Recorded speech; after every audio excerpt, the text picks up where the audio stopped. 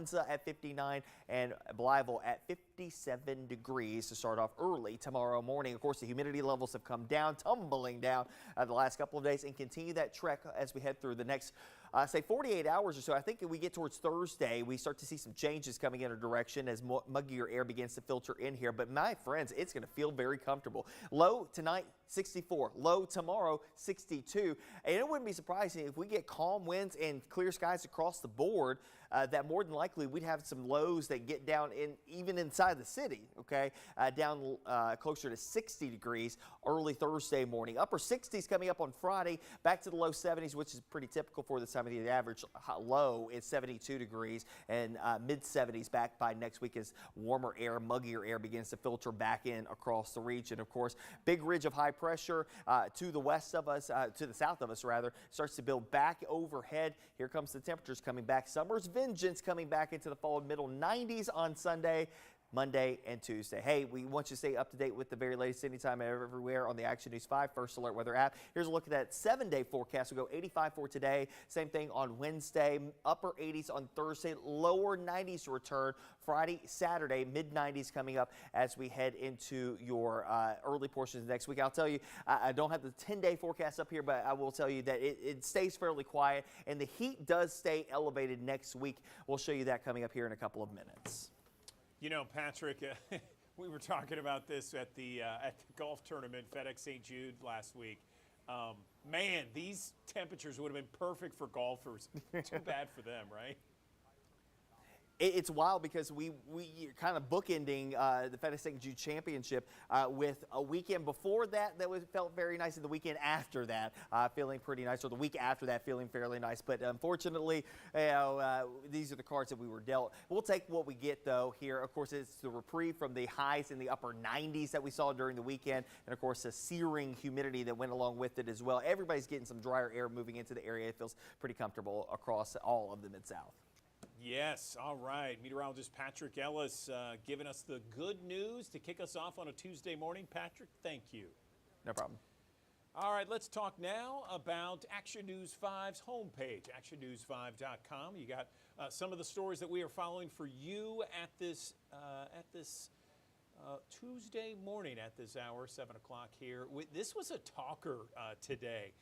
Where this Doritos partnering with St. Jude Children's Research Hospital to launch zero-gravity flavored chips. Very interesting story you can read on actionnews5.com. Of course, there are a number of other stories that we are following here. I also want to point you to the digital desk on the pull-down menu here. You can watch all of our stories and all of our interviews in their entirety right here on Action News 5's digital desk tab. You can share them on social media, via email, or via text message. Certainly, again, check that out, actionnews5.com. We're going to go to break here. We'll be back in 60 seconds as we go to break. Another gorgeous shot downtown from our High Five camera, the I-40 bridge there off in the distance. More right after this.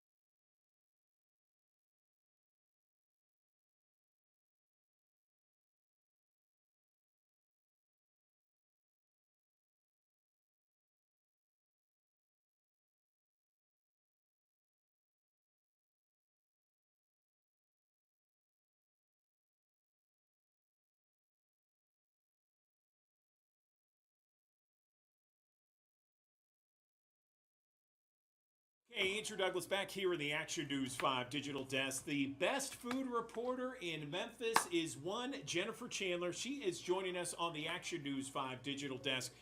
We are such a foodie town, Jennifer, and man, we love to hear what you have to say when it comes to some of the places we love to go and frequent and what to order when we frequent those places. How are you? I'm doing great, thank you. Thanks for having me today. Oh my gosh, you sound amazing. Please continue. So I have a new column that I have started doing, and I'm having so much fun with it. It's called What to Order. And you can kind of think about it kind of like a review, but it's really not a review. It's so much more fun than that. I get to share some of the favorite things I've eaten recently at Memphis restaurants. And I am having so much fun doing this and dining out and trying to experience all the great food that Memphis has to offer. And I would love to tell you about 3 places that I've been to recently and what I think you should order when you go there. Are you ready? I love this segment. What to order when you go out. Let's hit it. So we're going to start downtown and head east. So tucked away in the Edge District of downtown Memphis is a restaurant called Jim Dining. And it's not Jim with the G or Jim. It is JEM. And it stands for Just Enjoy the Moment. And it's also an acronym for the initials of the owners, Josh and Emily Muchnick. And this restaurant opened in April this year, and it is just so wonderful. And this dish you're looking at right here is their stuffed matzo ball stuffed chicken. And I have to tell you, I will rarely tell you to order chicken at a restaurant unless it is absolutely a fabulous dish, because I feel like chicken is something that most of us can cook at home. And I'm always looking for things that are different and things that I can't make at home. And this dish is just such an example. And the restaurant there is kind of upscale casual. It has a comfortable vibe. The service is great. But Josh has been classically French trained. He's worked for, if you look at his resume, it is like the who's of restaurateurs that he has worked for in other cities. He is got a wealth of knowledge, and this dish is what I call a perfect example of him taking a classic dish, traditional French dish, and giving it its own unique spin. So what he does is the stuffing is actually what in French terms is called a farce, which is a stuffing not made with bread, but it's actually made with meat. So in this case, chicken. And so he takes chicken thighs, he debones them, he grinds up chicken, and instead of adding bread stuffing, he adds matzah, and he adds the seasoning that you would get if you were making a matzo ball, and creates this fabulous stuffing. He stuffs the chicken, wraps it back up, and then he cooks it sous vide, which is in a water bath. So when you go to cut into this chicken, it is like fork tender and juicy. It is not dry in the least. So flavorful. And right before he serves it, he roasts it. He puts it back in the oven and he roasts it. So the skin is nice and crispy. It is just, every bite is perfect. And what makes it even better, I don't know if you can tell, in the back of the picture you see right there is a little pitcher that has a chicken jus or a chicken sauce that you can kind of pour just the amount of sauce so that your chicken that skin doesn't get crispy while it's sitting in a sauce. It's like perfect. And it comes with smashed potatoes that are crispy. And there's those mustard seeds that kind of like, there's a tanginess to those that kind of cut through the richness of the dish. And it's just pretty darn fabulous. It's pretty good. Have you been there yet? I haven't. When did it open? It opened in April.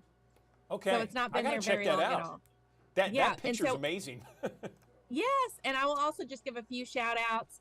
We started with 2 of the appetizers. He does, one of the things he likes to do is take traditional dishes and give them kind of unique international spins based on his travels. And so he has arancini balls, the risotto rice balls that are fried. It's a traditional Italian dish, but he makes homemade kimchi and he has that in there. And so they actually makes for a lighter, tangier, in a good way, bite of an arancini ball.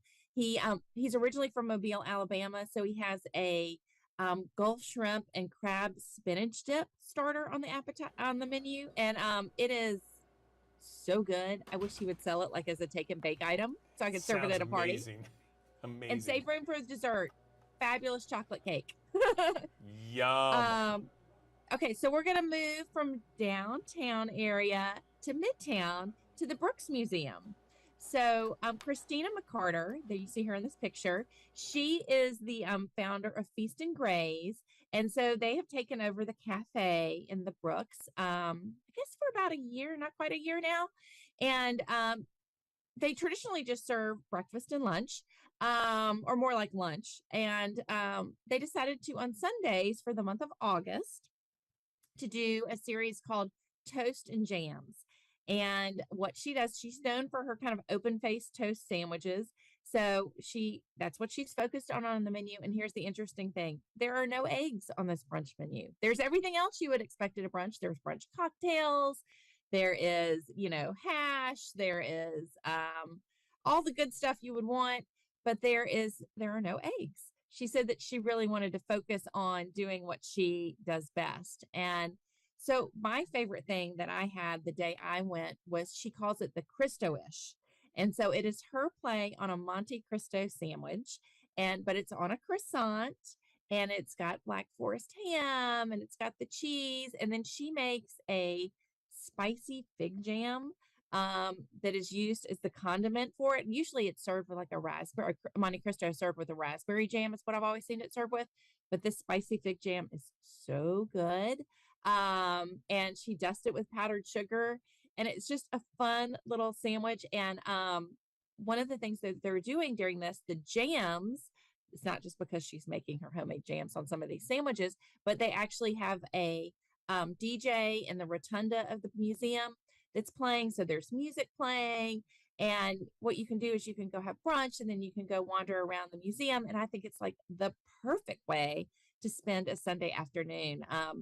This was a trial run for the month of August, so I'm hopeful that they will continue it into the fall, because I just think it's a nice way to spend a Sunday. Yes. So moving on to the last place I wanted to mention, this is all the way out in Germantown, Blue Honey Bistro. And I just described Blue Honey Bistro as this little gem. I forgot to look up how many tables they have and seats they have in there, but this restaurant is tiny.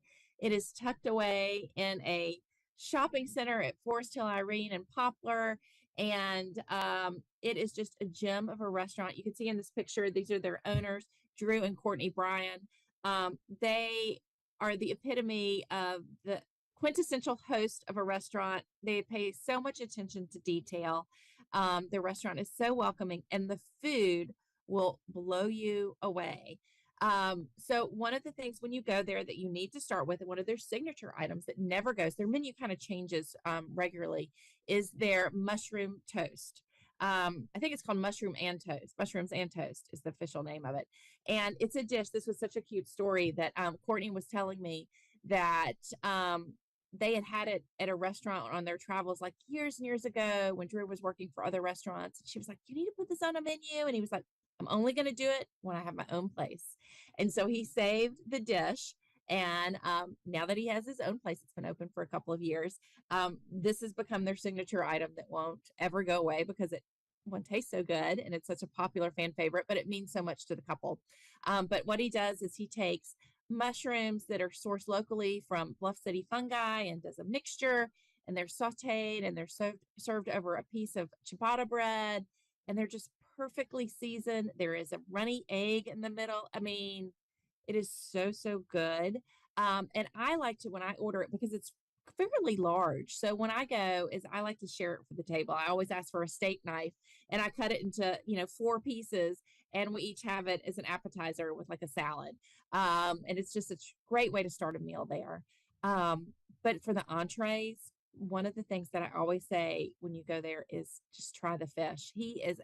Drew is a master when it comes to cooking with fish. And what I love about it is he's sourcing great fish and having it flown in. And then what he does is he just cooks it simply and lets the fish stand on its own. It's always perfectly cooked with a nice sear, but whatever he is putting in the bottom is usually a standout as well. A night I went recently, he had this delicious farro risotto, and farro is a whole grain that's got this nutty kind of texture, and he cooked it like risotto, and it had vegetables in it, and there was a beurre blanc sauce that brought it all together, and it was light and refreshing and filling and delicious, and it was just, the whole thing was perfect. It was so, so good. And this is another place too, I will say, save room for dessert. They have a lot of good things for dessert on the menu, but one item like the mushrooms and toast, another item that will never change and stays on the menu here is their chocolate fondant cake. And it is basically a perfectly cooked molten chocolate little cake, you know, like an oversized cupcake kind of size, but it sits on a bed of bruleed homemade marshmallow cream. And that's on one side of the plate. And then on the other side of the plate is their homemade gelato, that is just this caramel gelato that is just to die for on its own. And it has like this kind of praline nut mixture, cashew nut mixture going on with it, and caramel sauce. And it's just really, really, really good.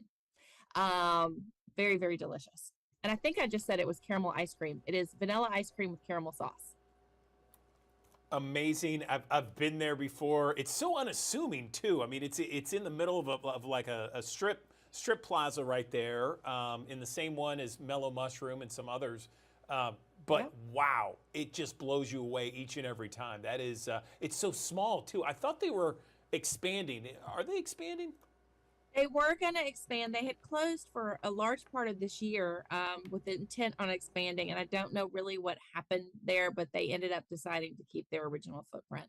So they are still in the small footprint and not growing at this point. But I kind of wish they would. I would always say if you want to go there, you might want to call and make a reservation because the restaurant is so small. But it is worth waiting for sure.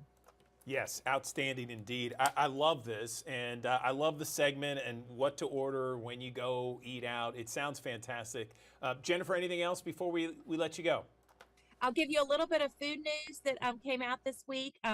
Bayou Bar and Grill in Overton Square has new owners. That is probably the longest running restaurant in, I didn't confirm that, but that from my memory, in Overton Square. It's been open for since the 90s, over 30 years, almost 40 years, actually. I think it was 37. And longtime owners, Bill and Carla Baker, who have run it for 30 years, have sold it, and it has been bought by Crosby Keltner, who is a restaurateur that is from Memphis, went to Nashville and moved back, and two longtime managers, Amara Jameson and Tyler Hamilton. So I think it's going to be a great mixture of people to move this restaurant that is so loved by Memphians into its next chapter. So I'm excited about that. Few closings to announce. New Wing Order, that great food truck that has won many, many awards, has closed. Hopefully it will come back in another format somehow. The owner, Jesse McDonald, said he has plans to bring back that brand somehow. So keep your fingers crossed on that one. Okay, Jennifer Chandler, always giving us an update in the scoop and what to eat and what to order when we eat out.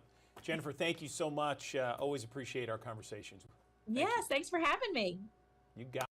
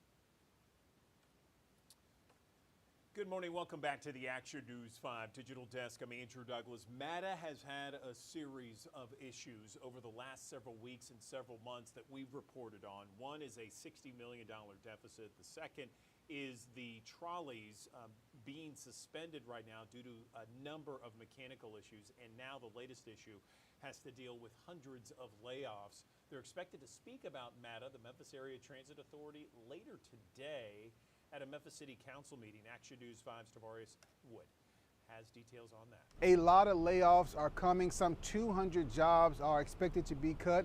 Meta tells us that they are reducing their staff from 500 to between 250 and 300 employees. This move comes just a couple of months after Meta's $60 million budget shortfall. That deficit has been growing over the past few years because Meta has been spending more money than they are bringing in. Meta said that it is proposing a $67 million budget to Meta's Board of Commissioners later today, which will require layoffs.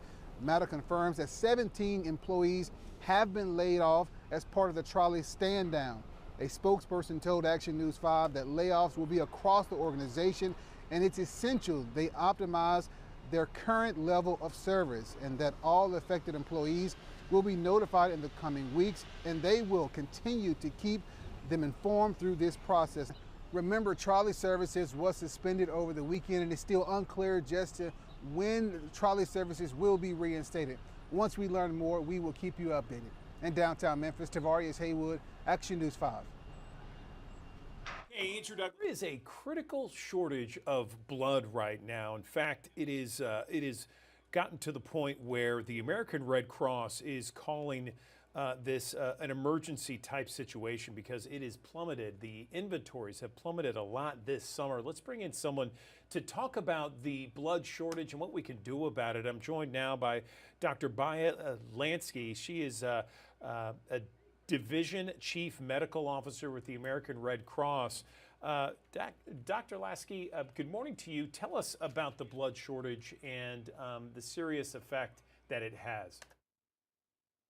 Yes, well, the recent severe weather has had a significant impact on the blood supply. We have seen Hurricane Debbie, the wildfires, the tornadoes that have forced the cancellation of about 60 drives just in the last week, which means 1,500 blood donations that were not collected. This is now coming on the heels of July, where we saw record temperatures across the country during a time when it's already challenging to collect due to travel and vacation plans. So as you said, since July 1st, the American Red Cross blood supply has dropped by 25%, which means about 19,000 units that have not been collected. And we are working very closely with our hospitals around the clock to make sure that patient needs are met. But unfortunately, the blood is going out the door faster than we are able to collect it. Right, and right now you need all blood types, but type O is the most favored, right? That's right. Donors of all blood types are welcome to come donate. No matter what your blood type, you can help patients. But you're exactly right. Type O blood product is particularly low. O negative is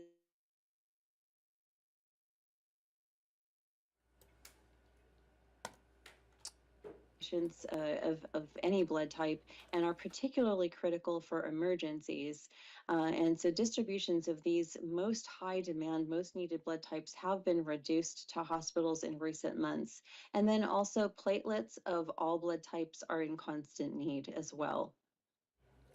Okay, so let's talk about the best ways, because we have thousands of people that watch us each and every morning here on the digital desk. We broadcast to West Tennessee, North Mississippi, and Eastern Arkansas. What are the best ways that people can go ahead and donate blood?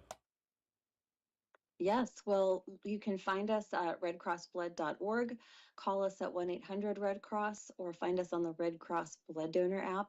You can find a location near you to make an appointment.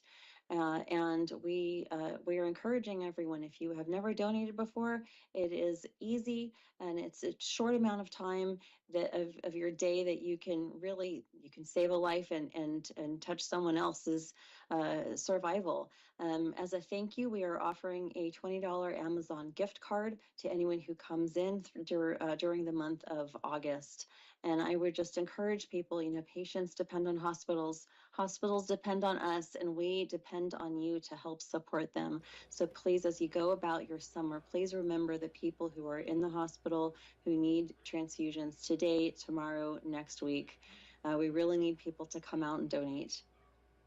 All right, Dr. Baya Lasky, we appreciate you and everything that the American Red Cross does for everyone, especially in those moments where we need the American Red Cross the most. Thank you, and hopefully the message has been sent out loud and clear to the thousands of people who watch us.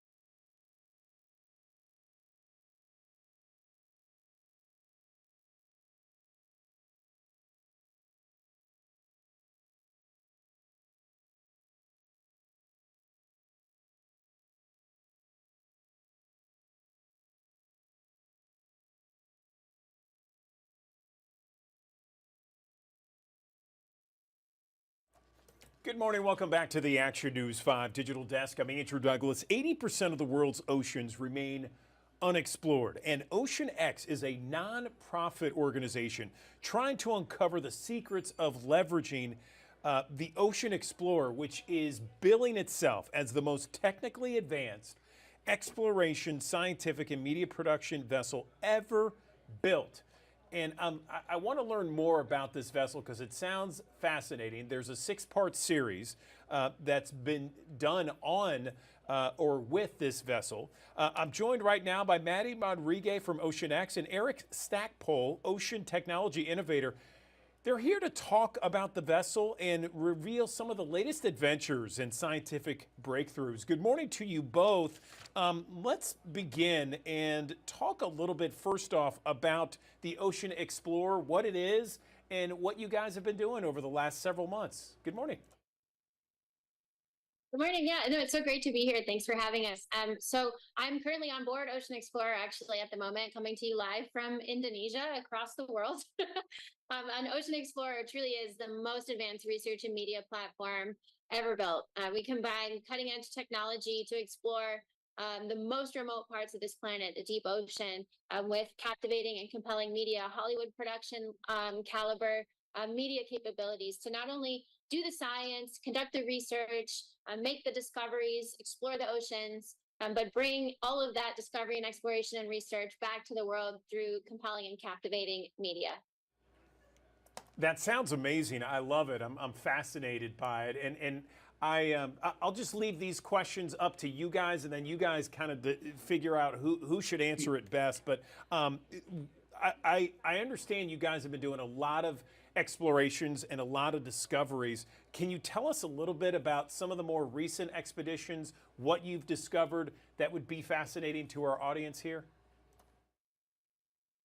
Yeah, absolutely. So OceanX and Ocean Explorer travel all over the world, working with partners in the countries that we visit to explore and make discoveries. And we work on scientific research in the deep sea and also in coastal ecosystems and try to understand the connection between the two.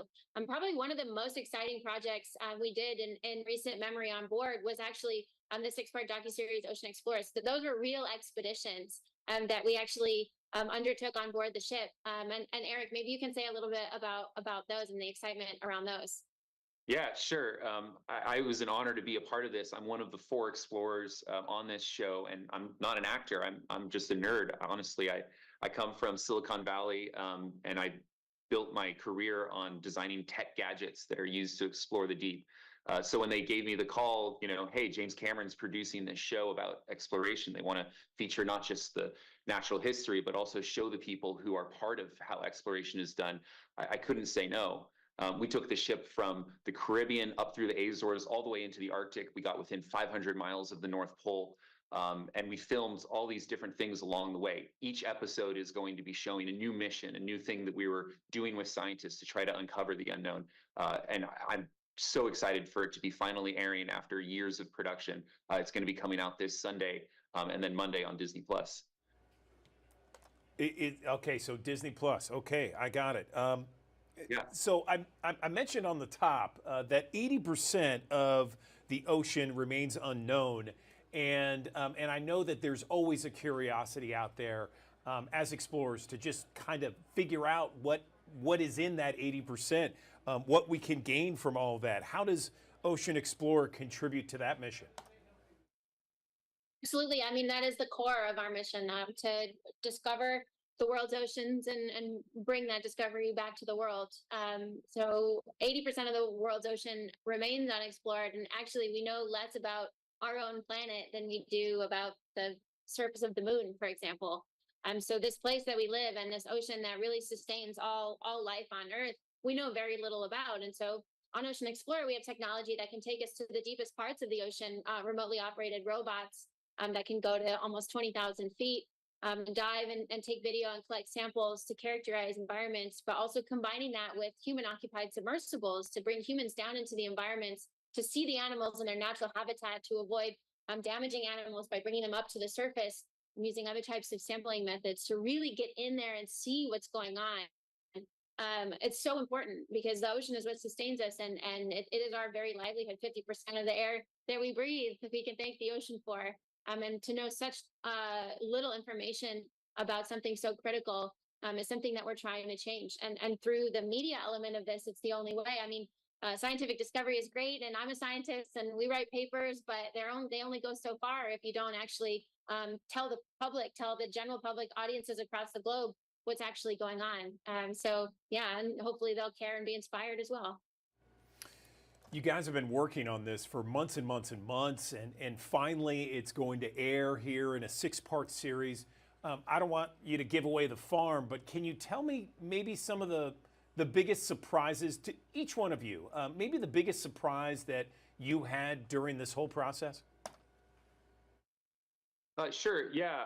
I mean, for me, I think it really had to do with seeing things in new ways.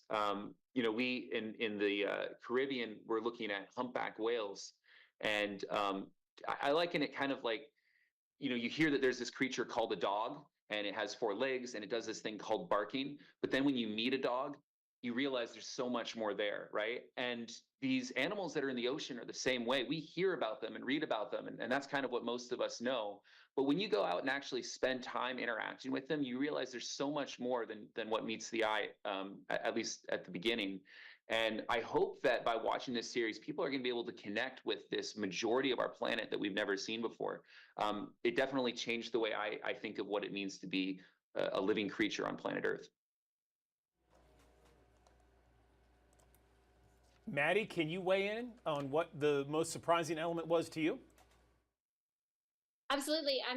For me, I've been studying the ocean for most of my adult life now, and I still see new things every time I dive in the deep. Every time I look in the deep, I see things that no one else has ever seen before. So every day is a surprise and every day is an adventure. But my favorite was probably when we were up in the Arctic and we were studying polar bears and bowhead whales, and we were trying to understand its complex ecosystem that was rapidly changing in front of our very eyes. And so then not only was it this great sense of wonder and curiosity and trying to see what was around the corner in the depths, but also this sense of urgency because we were seeing everything change right in front of us and trying to understand it before it changed past the point that we couldn't understand it any longer. So for me, that was definitely a highlight. It's also a highlight just talking to you guys across the world here, Indonesia, among other places. Tell me, because it's fascinating to me to just hear you guys talk about it. I can tell you're excited. You guys have been working on this for months and months and months. You've explored some areas where really no humans have gone, if ever, but certainly on a regular basis. How do you hope this voyage and the work that you're doing right now ignites other explorers in the future? Yeah, I mean, I definitely remember being a kid and watching shows like this, and it was inspiring. It was like, oh my God, the whole world is out there. It's just waiting to be seen. As someone who's really interested in technology, I think we're living in an incredible time where cameras and remote internet connection and all these different ways of processing the information that we're seeing, are uncovering a new realm of exploration capability. For the first time, we can let the rest of the world see the rest of the world. It's almost like a science fiction movie where, you know, the dominant species on a planet has spent most of its life in a small corner of where life can exist. So this is an extremely exciting time to be an explorer, and I hope people will be inspired to go take their own look for it, because there is an infinite abundance of things to discover. Absolutely, and I agree with Eric. When I was a little kid, I grew up. I grew up in Arizona. I grew up in a landlocked state, and I still remember the first time I went to the ocean and saw the ocean. The first time I touched it. The first time I smelled it. I remember the first time I met a marine biologist, and as a little kid, learned that that was something I could be and do. And I've been really lucky to be on the path and be where I am today, because now it's time for me, I feel, to give back, and through this show and through, you know, that little kid out there that doesn't see the ocean in their backyard every day, but is curious and wants to explore, inspiring that little kid, and hopefully they can see themselves in this production, in this series, and in the work that we do. That would mean everything. Well, Maddie and Eric, congratulations on your success here. I mean, you're partnering with National Geographic, James Cameron, the BBC. You've created this 6-part series here, Ocean Explorers. Fantastic news. Thanks for joining us on the Digital Desk and letting our audience know exactly where they can find this 6-part series and what you guys are doing. It's amazing work, and hats off to you both. Anything else you'd like to say before we let you go? No, I think if anybody's interested in learning more, they can go to oceanx.org, and they can find the world of exploration at their fingertips. Eric, anything? I would just say that, you know, tune into our show, because we're going to be showing some things that will blow people's minds. So remember, National Geographic television on Sunday the 18th, and then Disney Plus and Hulu streaming on Monday the 19th. Don't miss it. Okay, Eric and Maddie, thank you once again. We appreciate your time.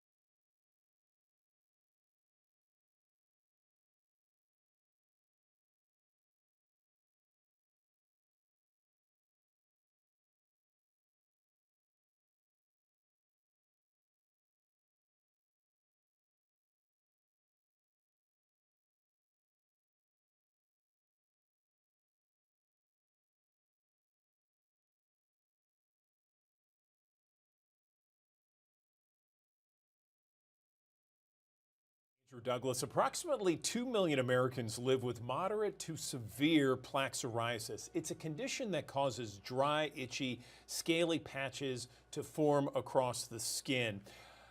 I want to bring in a couple of people to talk about the impact of plaque psoriasis on patients' lives and how they can celebrate their inner strength, navigate conversations with their doctor to feel more empowered when it comes to finding treatment that will be right for them. Nikita Chopra, she is a chronic illness advocate, and Dr. James Lebecko, a dermatologist. And Dr. James, let's begin with you. Can you briefly describe what plaque psoriasis is and how it infects people in different ways? Good morning. Proud to partner with Bristol Myers Squibb and the So Have You Found It campaign to help empower people and educate them on psoriasis, which is a chronic inflammatory condition driven by an overactive immune system, driving that thickening and scaling, redness, in plaques and patches across the skin, classically involving the back of the scalp, the elbows, the knees, although really can be anywhere on the body, classically beginning in the early adult period, although it can occur at any point really through life. So, how do people prepare for a conversation to have with their dermatologist about this condition and to find the proper treatment for them? Yeah, that's really why we're here is patients should be aware that we are here to help them, and patients are often a little bit alone or feeling like they don't know what to ask about or seek when they're talking about their psoriasis. So the So Have You Found It campaign built a website, sohaveyoufoundit.com, that provides scripts and questionnaires and provides information for patients to be able to really be better informed and having the right questions to ask their dermatologist when they come in for those visits. Okay, and Nikita, over to you now. I understand you are someone living with plaque psoriasis, and now you're an advocate for not only others, but for yourself when it comes to various treatments. Can you maybe give us some advice for all those people out there that have plaque psoriasis and are unsure of the best methods to get the best treatment? Sure. Yeah. I was diagnosed with plaque psoriasis many years ago. And like a lot of people, I felt very confused. I felt very isolated. I felt very alone. And it was really overwhelming. And it took me quite a while to find my inner strength, find my voice, and really find the ways that I could navigate my health journey with my dermatologist in the best possible way.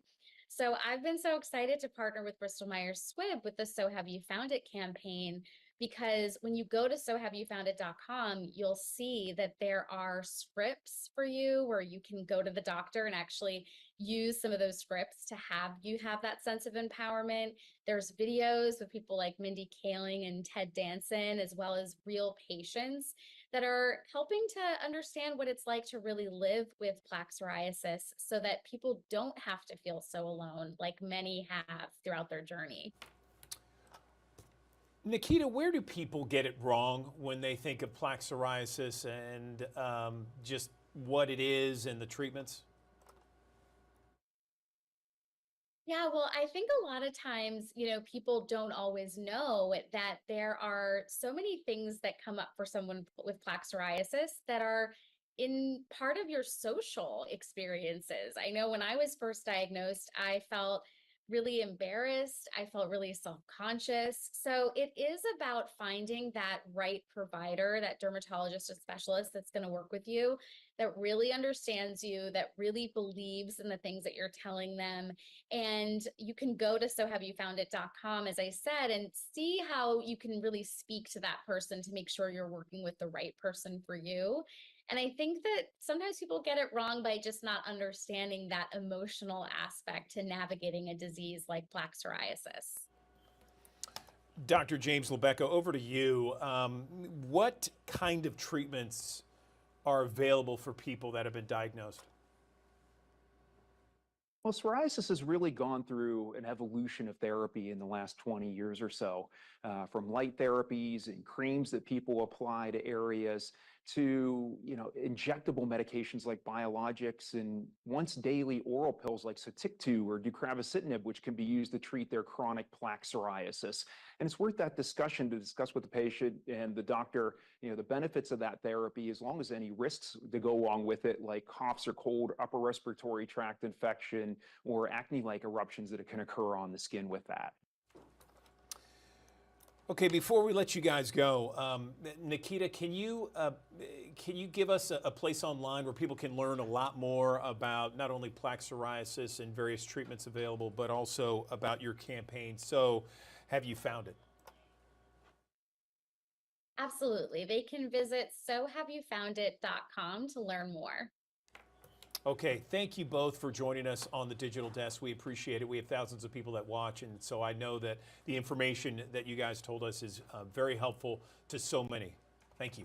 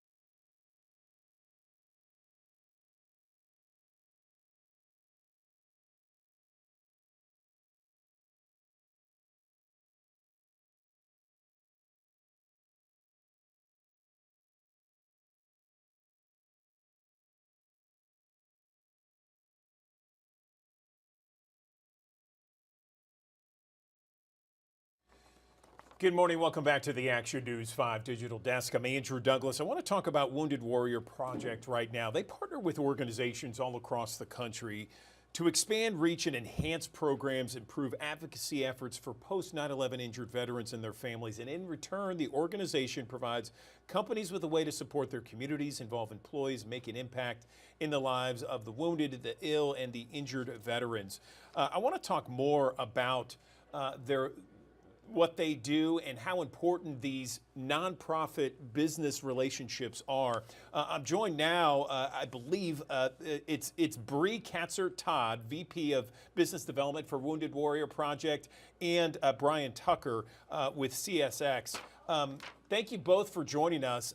Bree, over to you. Tell us about some of the programs and services offered to veterans through Wounded Warrior Project, and how do these corporate sponsorships and partnerships really help make these services possible? Good morning. Good morning. Thank you so much for having us. Wounded Warrior Project has a number of different programs to really meet the warrior where they are in their recovery journey. And they focus on mental and brain health, financial wellness, connection, advocacy efforts, as well as physical health and wellness. And we provide these programs free of charge to the warriors and their family members. And that's really where our corporate partners step in, because they help us fuel our programs and services. They help provide much needed funding. They engage their employees. They connect with communities, and they help amplify the mission of Wounded Warrior Project each and every day. Brian, over to you. Tell me about CSX involvement with Wounded Warrior Project and why you decided to get involved, and specifically about this drone program, I believe, that you are helping fund, right? That's correct. Well, service is really part of CSX's DNA. Every day, the men and women of CSX, the 23,000 railroaders, are out there in service to our country's economy, keeping goods moving across the country. But our connection to service runs even deeper than that. About 1 in 5 of our employees is a veteran, has served our country. So it's something that we care deeply about, something that our employees are very close to. And that's why we're so proud to partner with the Wounded Warrior Project to offer a whole host of programs and support and resources. But the one that we're particularly proud of is the Warriors to Work program. And this is the drone certification program. We have equipment, we have experts, we use drones in the railroad industry, and we train these veterans to get certified as drone pilots to help with that transition from military service to the civilian world. And that is something that we're really excited about, and we're very proud to help these warriors as they make that transition, because we know that it can be a challenge. Bree, tell me a little bit about Wounded Warrior Project. So many of us know that name and maybe have some familiarity with what exactly it is, but can you spell it out for us, and how long you guys been in existence and what exactly you do? Absolutely.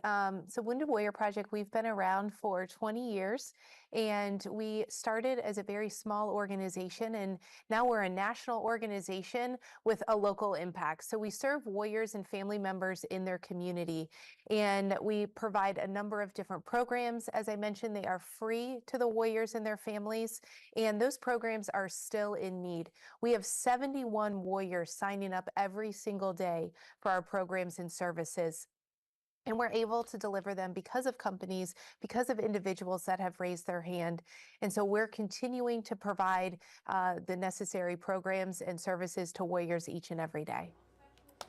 Bree, we have thousands of people that watch us each and every morning here on the digital desk. If someone is watching and perhaps they're a business owner or perhaps they're just an employee and they want to help out, what are the best ways to do that?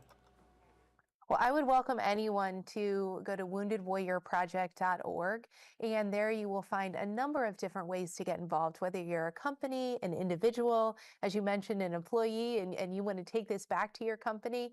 And also, if you are a veteran, a warrior, a family member, and you want to learn more about our programs and get involved, you can find all of the information there also. So it's woundedwarriorproject.org. Brian, did you mention something about the drone program yet? Yes, I did. That's a program, it's the Warriors to Work program, and we're specifically focused on providing drone certification training to the Wounded Warriors through the Wounded Warrior Project, and something that we're very proud of. And tell me what it's been like to partner with Wounded Warrior Project. Has it benefited your business, employees? What? Well, our partnership with the Wounded Warrior Project is something that we are extremely proud of. As a partner, you know, you want to have a relationship where you can grow together, and that's exactly what we've done. I mentioned that we have a number of things that we're working on, but we're always working together to increase the impact. It's more than just writing a check. It's really about getting our employees involved, finding ways to make connections that make sense for our business. And we've actually hired some of the Wounded Warrior members. And it's just something that we're really proud of and that we look to continue for the years ahead. Okay, Bree and Brian, we appreciate you coming on the Digital Desk, informing our audience about the importance of not only supporting the Wounded Warrior Project, but also those nonprofit business relationships. We appreciate it.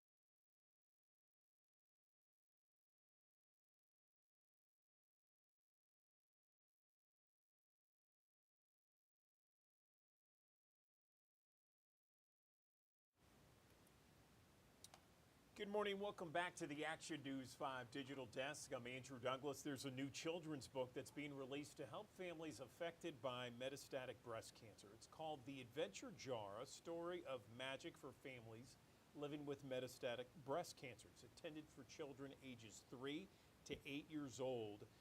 And it follows the story of this family affected by metastatic breast cancer as they discover various challenges with their mom's diagnosis. Now, this Adventure Jar book, led by Gilead Sciences, was created in collaboration with 8 different members of the metastatic breast cancer community, one of which is Lauren Huffmaster. She was diagnosed with metastatic breast cancer at age 37. She joins us right now on the Action News 5 Digital Desk. Lauren, good morning to you. I appreciate you being here. First off, tell me how you're feeling. I am so happy to be here with you today, Andrew. I'm very excited. Great, great. I appreciate you sharing your story a little bit. So tell us about this book and some of the intentions, and have you gotten some feedback from it, and what's the feedback been like? Yes, The Adventure Jar is a brand new book. It's come out just today, so we're excited to launch it with you this morning. The book is about a family impacted by metastatic disease, just as you mentioned, but we're not really leaning into the education piece of this. We really want families to feel known. We want to express their day-to-day. And so the book looks like a family and a normal day for them. And so it goes through their disappointments, their uncertainty. It goes through their hopes as well, and the relationship within that family. But the most important thing is that even when life gets very hard for them, they take a moment and look for the magic in life. As a family, they shift their perspective. And that is what's beautiful about this book, is because as they shift their perspective, looking for the magic and the beauty in the world, they make beautiful memories together. And so the book is just an encouragement to all of us. And I think anyone impacted by metastatic disease is going to find it really connects with them. That's fantastic. And it sounds like it's something that's needed, you know, and just to kind of let kids know and let families out there know that there is a way to deal with these kinds of challenges and obstacles out there. I want to tell our audience that Breast cancer, of course, is the most commonly diagnosed cancer and the leading cause of cancer death among women ages 20 to 49 years old in the U.S. And metastatic breast cancer is the most advanced stage of breast cancer. Tell me about your journey, and is your journey reflected in this book? Absolutely. When I was diagnosed, as you mentioned, I was 37 years old, and at the time, my children were 2, 4, and 6. So when I was diagnosed, my heart was for my kids. How is this disease going to define their lives? What can I do to parent through cancer? And so I went looking for resources, tools to teach me how to be a good parent and to be a patient at the same time. And I really couldn't find anything for young families. And so when Gilead Sciences invited me to be a part of this collaborative group of women, and we came together, we all told our stories, and those stories were folded into the story of this book. So when I look at this book, I really do see my story and the story of so many other women as they live with cancer. Where can, Lauren, where can people go and get this book? Because, even if it's not for them, it might be for someone that they know that's going through a tough time. I mean, all of us out there have a family or a friend going through cancer. We've all been affected by it in some form or fashion. And so they might want to get this book as a gift, or perhaps give it to someone that they know and love. Yes, you can find the book. You can download a soft copy, a digital copy, or you can order a hard copy at expose-mbc.com. And that's MBC as in metastatic breast cancer. So the website is expose-mbc.com. Okay, Lauren Huffmaster, we appreciate your time on the Digital Desk. Thank you so much. And God bless you on your journey and helping others through this challenging time. We appreciate it. Thanks for having me. All right, live look from our High Five camera here in Midtown Memphis. A comfortable 69 degrees at 8:04. We'll be talking about your forecast that's going to remain comfortable for the next several days in 60 seconds.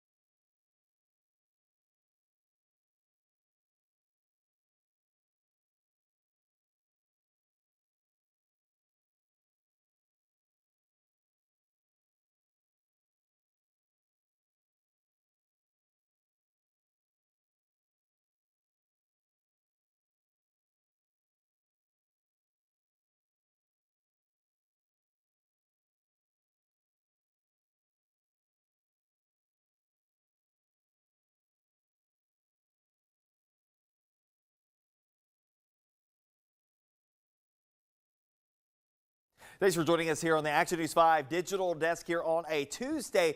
A beautiful Tuesday. Lots of sunshine moving through the area. A few passing clouds. Seasonably mild for this time of the year. 85 degrees the high temperature, but that's not in every single location. You'll see 85 here in the city. Lower 80s across Mississippi County. Armorell getting back into classes here today at 82 degrees. Osceola also getting back to classes. 83 for you guys. Luxor at 83. Same thing in Kaiser.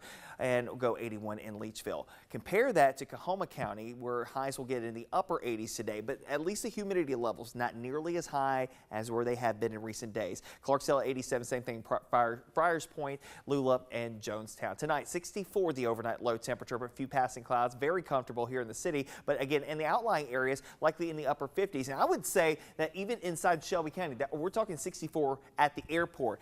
Even in Shelby County, I would not be surprised if places like Arlington and Lakeland and Collierville and Millington may drop down into the upper 50s, close to 60 degrees early tomorrow morning. 57 in Alamo tonight, as well as in Brownsville, Covington, Bolivar, Somerville. Upper 50s and low 60s expected across North Mississippi. 62 in Hernando, 60 in Senatobia, as well as in Tunica. Low 60s across the Highway 6 corridor. Upper 50s out towards Ashland, as well as Corinth, and upper 50s to low and mid 60s across eastern Arkansas, depending on where you are. Farther north, 57 in Blytheville. Farther south, south down towards Helena, West Helena, and Elaine in the middle 60s to get into tonight. And of course, it only gets better when it comes down to the humidity levels over the course of the next 24 to 48 hours as we continue to drop off through at least Thursday, but we'll start to see some changes by the time we head towards Thursday evening into Friday. And that will allow for our temperatures to come creeping back up in the overnight lows. We'll go 62 for an overnight low for Thursday, up to the upper 60s to near 70 on Friday, back to the lower 70s, which is typical for this time of the year by the weekend, and the lower to middle 70s by the time we head towards early portions of next week. Don't expect a lot of rainfall in the next couple of days. We're dry this week and likely throughout the vast majority of next week. There could be a few showers that could sneak in by the mid portion of the week, but as far as overwhelming chances for rain and storms, just not the case coming up for us as we head through the next couple of days. That is only going to exacerbate ongoing drought issues, ongoing issues with the river. Again, we're getting to that point where the low river levels are starting to come back into play. So navigable traffic along the Mississippi River is going to start to be impacted. And of course, the tributaries coming down into the river stem also will be affected by that as well. We're getting to the point where some crops are being cut and being harvested. We're also going to see some issues if you're trying to get that grain to to a barge or something like that in some of these chutes. It may be a little bit harder because of the fact that the water levels are not going to be very high. And of course, it's not just here. It doesn't start here. It starts up the Ohio River, up towards the Missouri River, back over into, the upper Mississippi River. So, we might get a little better chance for some rain up in the upper Mississippi, but mid-Mississippi, lower Mississippi, just not the case. And of course, that is going to impact that river traffic. And not to mention the heat is also going to be cranking up. The average high now, 91. Guess what? From here on out, the average highs will continue to click downward all the way until the middle portion of January before we start to come back up for the year 2025. But above average as we head towards the end of August. Don't be surprised as the temperatures come back up into the mid-90s. Now, one positive note here is that the humidity levels will not be as bad as what we saw last week. So yes, it gets hot, but it won't be as humid as what we saw last week. Of course, stay up to date anytime and everywhere. You can download the First Alert Weather app in the Google Play Store and the Apple App Store. Of course, one of those things on the Action News 5 First Alert Weather app that you can look at, interactive radar. Obviously, you don't need it here today, but also the hour-by-hour forecast. And of course, we update that multiple times a day for your specific location. Your backyard forecast is updated for everybody here in the Action News 5 coverage area. 85 the high temperature for today. Tomorrow as well will be in the 60s for overnight low temperatures. Now again, tricky on the forecasting highs and forecasting lows this time because of the fact of what's happening in the atmosphere. We're drying out the ground, and of course the sun heats the ground, which then in turn heats the air. When you have dry ground, it warms more efficiently. So it wouldn't be surprising, while we're going to forecast 85 today, tomorrow, it would not be surprising if we end up maybe 86, 87 degrees those days, just because of the fact that you've got drier air and it warms more efficiently and a lot of sunshine to go around with it as well. Eventually, as the moisture starts to pile back in, we get back to more of our typical summer heat. Back to the low 90s we go late Friday into Saturday, mid 90s into next week, and adding enough moisture that could lead up to a couple of showers and rumbles of thunder by next week. There looks to be a front that could approach the area sometime mid next week, so that could kick up a couple of showers and thunderstorms by that point in time. In the meantime, though, we're going to enjoy this lower humidity scenario that's going to play out for us the next couple of days. Hopefully you can get out and enjoy it.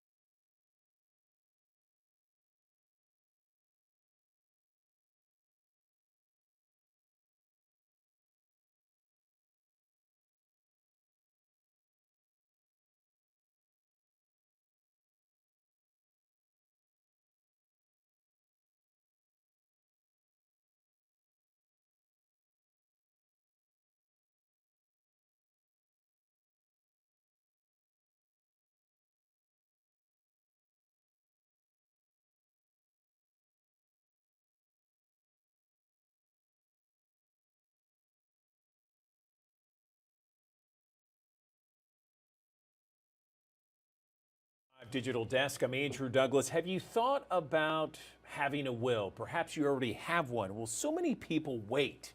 They wait for life-changing events, health scares, maybe property purchases, parenthood, you starting to have kids.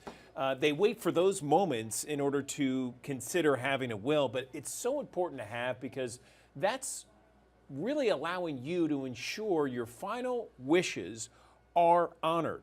And instead of going somewhere else or instead of things happening where you don't want them to happen, your wishes are honored in a legal will. So how hard is it to get a will? How much does it cost? Is it very time consuming? Let's bring in someone to help us navigate this issue. I'm joined right now by Ashley Robinson. She's a senior director at LegalZoom. They do all kinds of wills for us. She's joining us on the digital desk. Ashley, good morning to you. So for our audience right now, can you tell us exactly what a will is and how important it is to have this kind of legal document? Good morning. Absolutely. Good morning. So think of your will like your personal playbook for what happens after you leave the party. It's a legal document that outlines how you want your treasures divvied up after you're gone.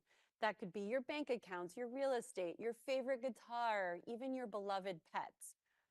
But why is it important? Well, if you do not have an estate plan in place, the state's default settings could kick in and they would decide how things would be divided up. And in some rare cases, everything you own could end up in the hands of the state. So to avoid all of that potential family drama and definitely lost time and money, by getting that will in place, you are protecting what matters the most to you and your loved ones and your legacy. Yeah, the last thing we want is for all of our property, our estate to go to the state or somewhere else where we don't want it to go. So, when do we, Ashley, say, when's the best time to say, okay, I'm going to make a will, I'm going to have it done this week or this month? Is there a certain time when people should do it? I think August 15th is a great time to do it. The month of August is National Make a Will Month. This is a perfect time to get this process started. And you're absolutely right. Most Americans procrastinate. And in fact, 2 out of 3 Americans don't have a will at all. And so a lot of them are procrastinating for those big milestones or even a really scary medical incident. You shouldn't wait. Don't wait for those milestones to give you that nudge. Get it started today. We've got great deals. Basic will starting at $89 for the month of August. Wow, that's nothing. So let's talk about some of those misconceptions because a lot of people think, oh, well, it's so complicated. It costs way too much. It's kind of morbid. I don't want to think about this. Let's navigate through some of those misconceptions. Absolutely. So there's 2 major misconceptions that really keep people from getting their wills in place. The first is they think they don't need it. They think they're either too young or there's not enough money in the bank account. But the fact is anyone at any stage of life or income level should be really thinking about their estate plan. You can be as young as 18 to have a will in place. The second misconception is that they think it costs a fortune to get the will together. And as I mentioned, we have processes that make that easy and affordable to everybody, and you don't have to go to a lawyer's office to get it done. Yeah, I was going to ask you, can you do it on your own? Do you need an attorney? What would you recommend for someone? We have thousands of people that watch us each and every morning here, Ashley, and they're probably thinking, well, gosh, I don't have time to hang out at an attorney's office for 5 hours. How do we do this? Absolutely. Well, yes, you can do it on your own, and we've got some great do-it-yourself wills through our website, but having an attorney available to help really gives you peace of mind. The way I like to think about it is whether you should cut your own hair. Should you cut your own hair? You can, but should you? Not really.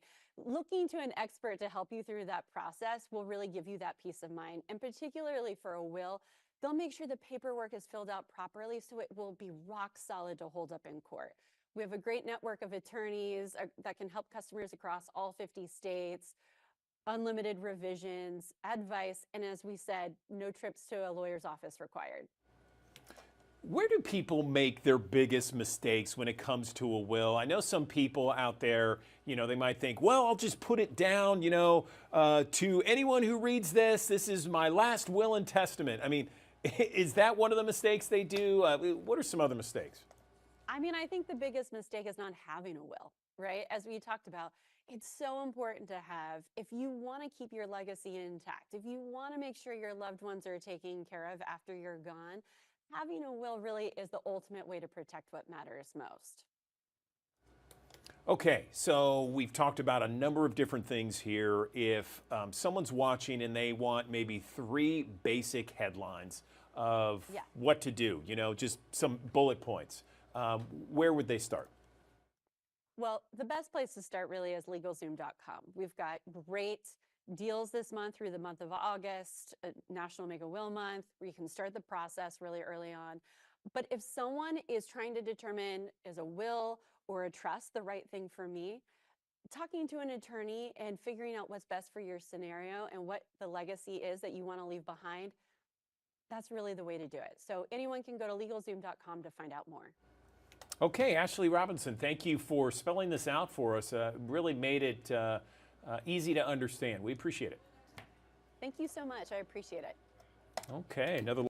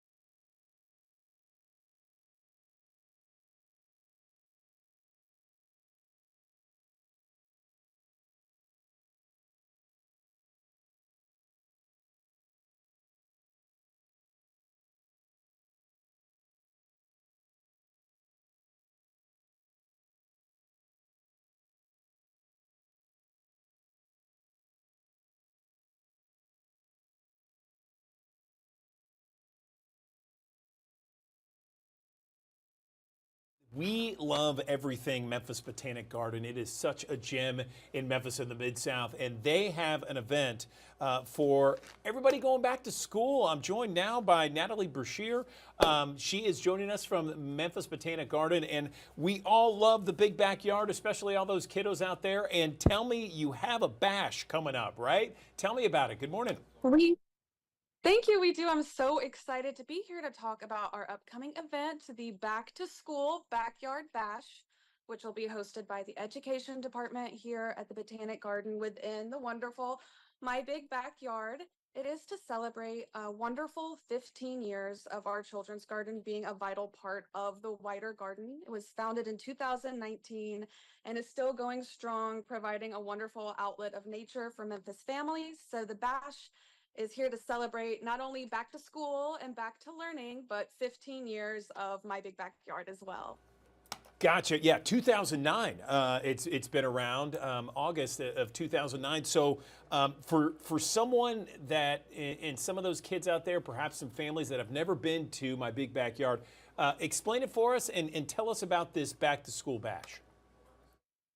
Yes, so My Big Backyard is a 2.5-acre garden within the Memphis Botanic Garden that has over 12 different curated garden rooms that allow children and families to explore various kinds of play landscapes, learning landscapes, tons of different botanic features, as well as artistic sculptures and everything kind of embedded within this wonderful garden. So on September 7th from 10 a.m. to 2 p.m., we are all going to gather together. We'll have drop-in activities, learning activities, native animal educators with animals present. We'll have face painting, food trucks so that everyone can kind of gather and have a picnic. We'll have hot dogs, ice cream, lots of different games, board games as well, and even a fitness class to kick everything off with Fit for Moms. So we're really excited by all the different things that are going to be going on during this bash. A little bit of something for everyone. And it sounds like it's for ages, all ages, really. I mean, it's not just a specific age group, is it? No, I mean, it is a family garden by nature, definitely We serve a lot of kids and have wonderful classes for all grades, kind of 12 and down. But the bash itself, excuse me, the bash itself is for everyone, families to come together. Anyone that enjoys walking through MIBI and watching just the garden grow and change over the years. Maybe even they grew up in My Big Backyard years ago and want to come and celebrate 15 years later in their life as well. So it's really something, again, yeah, for everyone and the wider community. No question about it. Something that is enjoyable every time I go to Memphis Botanic Garden, and I'm sure other people feel the same way, Natalie, is that it's almost like a breath of fresh air. You know, you're just like, wow, this is so nice. It's so beautiful. It's right in the city of Memphis, and you can just kind of explore and get lost. Especially at a young age, when you know, I can remember as just a young person, you know, going through nature and exploring. It's like it really opens your eyes into how beautiful nature really is. Do you see that a lot? Definitely. I feel so lucky to be able to come here to My Big Backyard to work every day. Like you said, it is a breath of fresh air. It's a wonderful reminder that we can have such beauty here embedded in our urban landscape. And I think it is really important for everyone, parents, grandparents, and of course, children, to come and take time to spend in nature because, as you said, it's really healing. It puts peace in your mind, and it also shows a lot of different ways to look at the world around you differently and find new beauty in small spaces and identify plants and learn about the natural world. Kind of the more you know, the more you appreciate. Absolutely, absolutely. So let's briefly talk about costs. So the back to school backyard bash will be free with admission, with garden admission. So members can just come, of course. So it is a very accessible event. And again, you can also bring your own food for the picnic. We will have food trucks there. Like I said, hot dogs, ice cream, our lemonade stand. We'll have little snacks as well. But we encourage everyone to make this event personal to them. They're allowed to bring whatever kind of picnic items they want. And yeah, as I said, free with admission.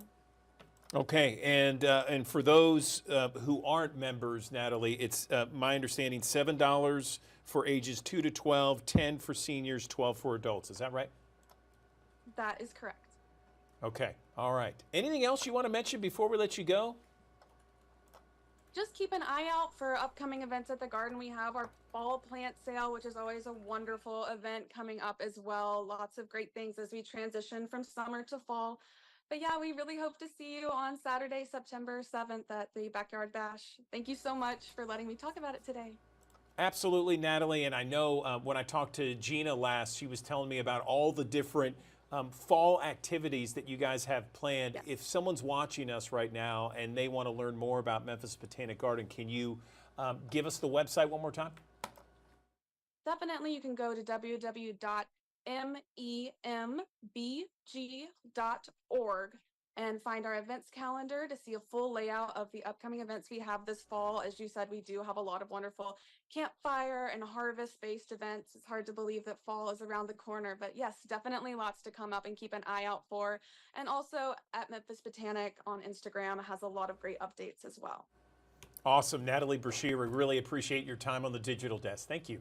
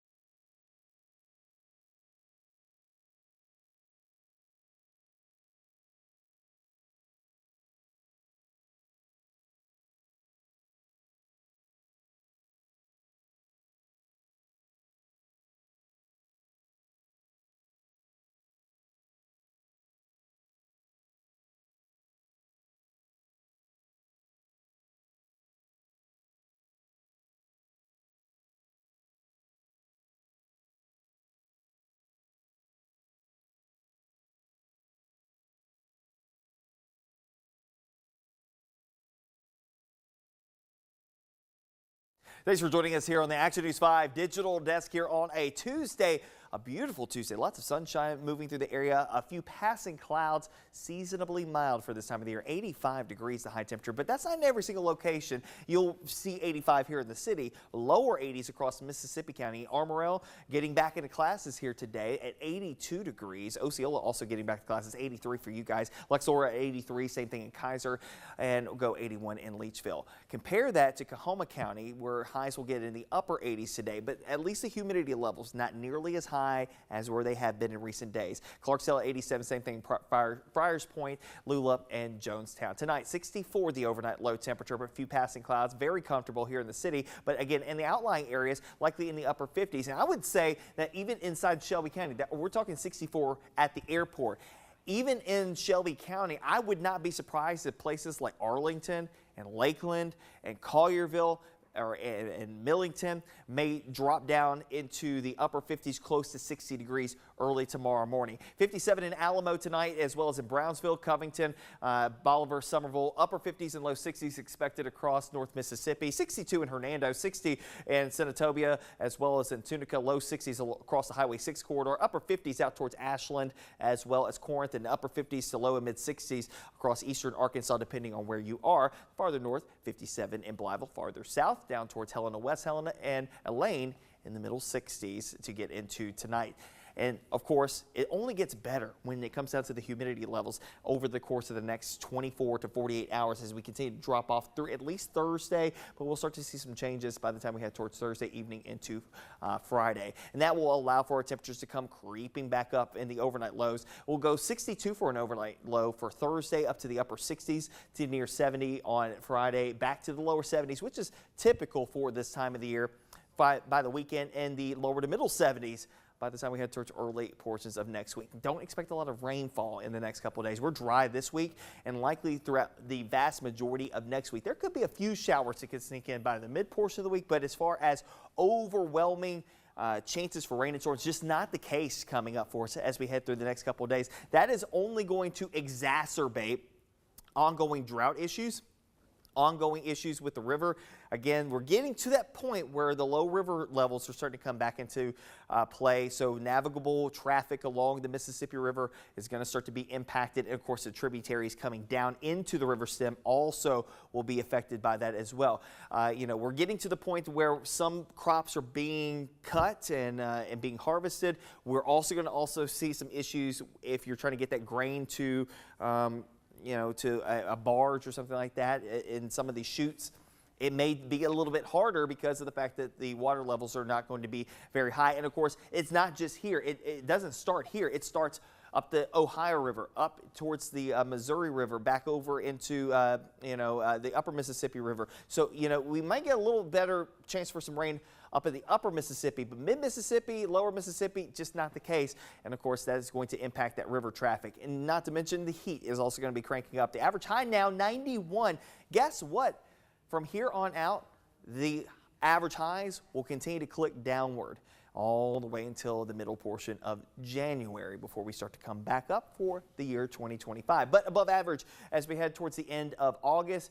Don't be surprised as the temperatures come back up into the mid-90s. Now, one positive note here is that the humidity levels will not be as bad as what we saw last week. So yes, it gets hot, but it won't be as humid as what we saw last week. Of course, stay up to date anytime and everywhere. You can download the First Alert Weather app in the Google Play Store and the Apple App Store. Of course, one of those things on the Action News 5 First Alert Weather app that you can look at, interactive radar. Obviously, you don't need it here today, but also the hour-by-hour forecast. And of course, we update that multiple times a day for your specific location. Your backyard forecast is updated for everybody here in the Action News 5 coverage area.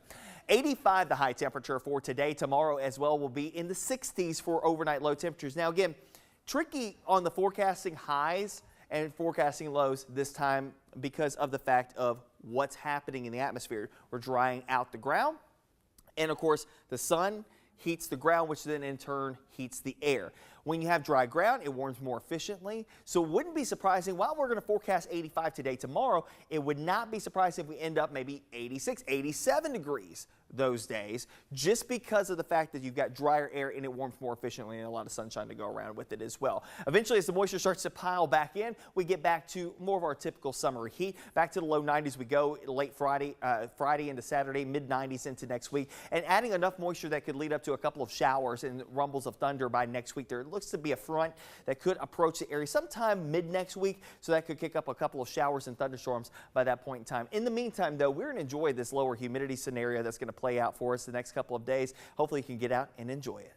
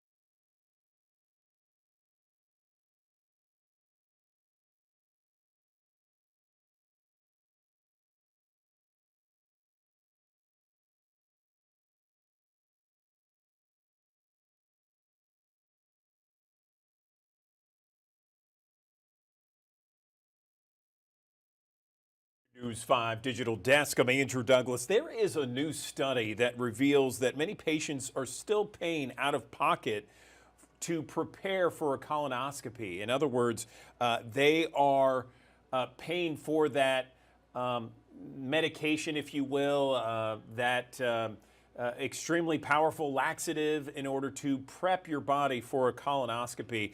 And there is a group out there that is trying to change all that. I'm joined right now by Chris Evans. She is a Colon Cancer Coalition president and is someone that is fighting to reduce barriers for colonoscopies, and one of which would be that medicine that you take beforehand.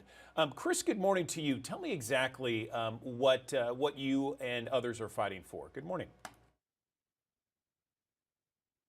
Good morning. If we know that colonoscopy prevents or detects colon cancer at very early stages, but that's only when the colonoscopy is a clean colon, and that's what your prep is for. And so it's an integral part of that colonoscopy to have that prep.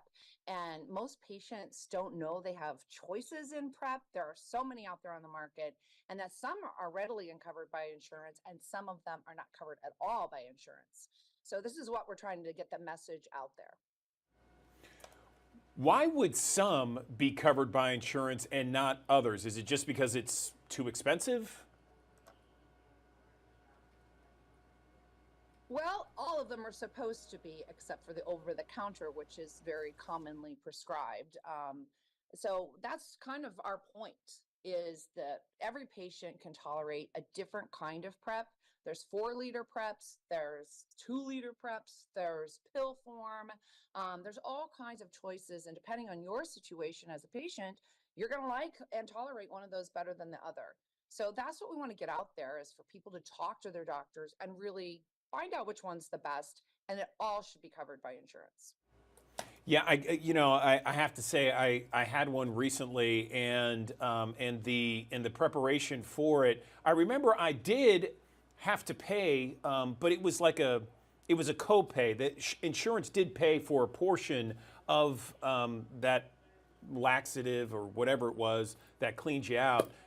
They did pay for a portion of it, so it was, a nominal fee, maybe $10, $15. Would you like to see like no fee at all? Is that what you're talking about? No fee. You're lucky enough that you have insurance and that you're able to cover that. But we experience patients who have so many barriers to colonoscopy with transportation, childcare, time off work, just everything economic like that, that we don't want any costs, because it's an integral part of this test. You cannot have a good colonoscopy without a good prep. Gotcha. So tell me what you and your coalition are going to do to move forward with this. So we're kind of working legislatively. We know that the the ACA said this has to be paid for, and it's just kind of falling through the cracks. I think with that copay, like it's a medication versus part of a screening colonoscopy, and we want people to. This is a piece of the screening colonoscopy. It is an umbrella. It is the same. It is not different, and it should be paid for fully. So we're working towards that, and we're also working to get the word out through your listeners to have that, to advocate for themselves, to demand that from their colonoscopy provider. Okay, so we have thousands of people that watch us each and every morning here on the Digital Desk. Anything that you would like them to do? Is there a place where they can go online? You can always get a hold of us at www.coloncancercoalition.org. We have lots of information about colon cancer and about our events. And in there, there's an info line. If you need some help, email us. We'll get involved. Just really think about the prep, not just the test. The test sort of overwhelms your mind when you have to go for a colonoscopy. And so then step back a minute, think about the prep, and think about asking those questions, whether you're diabetic, whether you can't tolerate large volumes of liquid, whether pills make you can't swallow pills. There's all kinds of really good considerations to not take the prep as a sideline. It's actually the main part of the test. And so let's talk about it. Let's get it the right thing for you, what you tolerate and what you can afford. Okay, Chris Evans, we really appreciate your time this morning.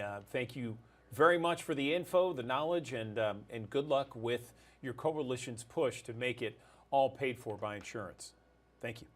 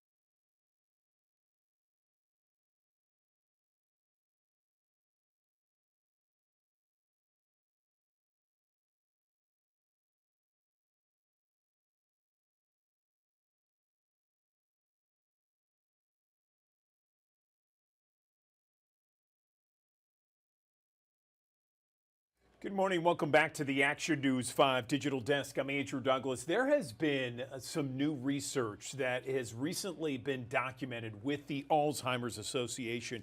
And this research covers 3 different areas, everything from blood tests to GLP-1, which is Ozempic, those sort of things, and processed red meat. And this research is, as I mentioned, recent, and it is something that really gives us more of an idea of maybe the factors involved with dementia and Alzheimer's. Let's bring in someone with the Alzheimer's Association. Amy French is a research champion and senior program manager with the Alzheimer's Association. She's joining us now on the Digital Desk. Amy, good to see you. Thank you for joining us. Let's talk a little bit about this recent research and what, from your perspective, you see as the most valuable aspects to it. Good morning. Good morning. And thank you so much for having us on to talk about these important developments. And my role with the association is to bring this information to the living rooms, to have the honor and the privilege to attend so many of these scientific convenings like the Alzheimer's Association International Conference that I just came from, and learn about what's happening in the field and bring it to the living rooms of the yous and me's of the world. So the blood test, as we know, the diagnostic process for Alzheimer's disease is very complex right now, and it requires extensive cognitive testing, usually brain imaging, that is expensive and not always paid for by insurance and not accessible to everyone, things like PET scan imaging. So a blood test that is now FDA approved as of this month will bring that capability of the primary care physician to do a preliminary blood test screening that will show at about a 90% accuracy rate the presence in the blood of what's called biomarkers or indicators that the disease process is happening in the brain. And that will, of course, accelerate diagnosis. It will eliminate the burden that is currently on specialists like neurologists and gerontologists who often have to do that preliminary screening. With that screening being done in advance, we know that there's a desert of specialists like neurologists and cardiologists. So it would take the burden off of them and enable primary care physicians to accelerate diagnosis and move forward with that. So that's very exciting and really groundbreaking news in the disease process. It sounds like it. So, Amy, just so we're clear, I just wanted to ask you, so if someone, for example, we have thousands of people that watch us here on the digital desk, if someone were to go and maybe get a physical, okay, and they draw blood, is this blood test that you mentioned is FDA approved, could they say with that blood test, okay, look, you're only 35 or 45, but you have biomarkers that suggest that you could have dementia or Alzheimer's later in life? Is that how it works? The long and short of it is yes. That test is not widely used yet. Obviously, it was just approved and made available, so it is not widely used. But that is what we envision for the very near future, for it to be a predictive test. As we know, the disease process for most chronic progressive diseases, be it kidney disease, heart disease, diabetes, and Alzheimer's disease, the disease process begins long before symptoms become obvious. And if you wait until symptoms are obvious, then the ability to manage that disease is greatly reduced. So yes, as a diagnostic tool, not yet widely used, again, just made available, but that is a very realistic and strong expectation.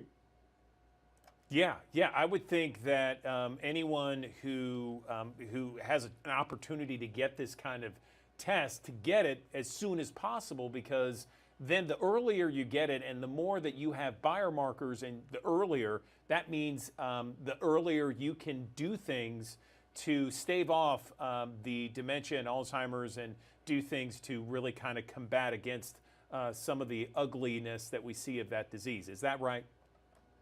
That's true. And to be very clear, we do not have at this point in the research game, we don't have the ability to stop the disease entirely.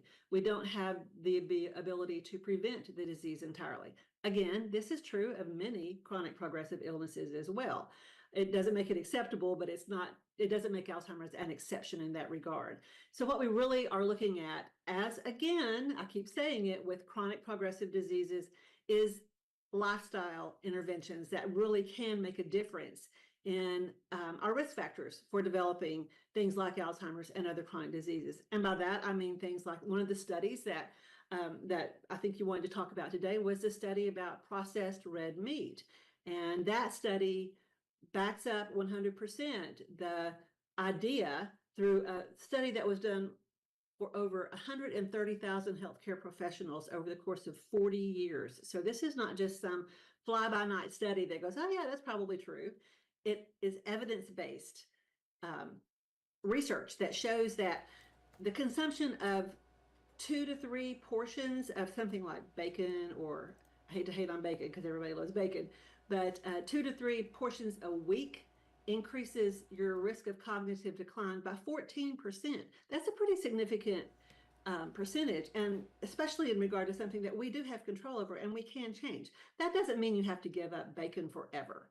Maybe 2 or 3 times a month, it's fine. It's probably not going to hurt you.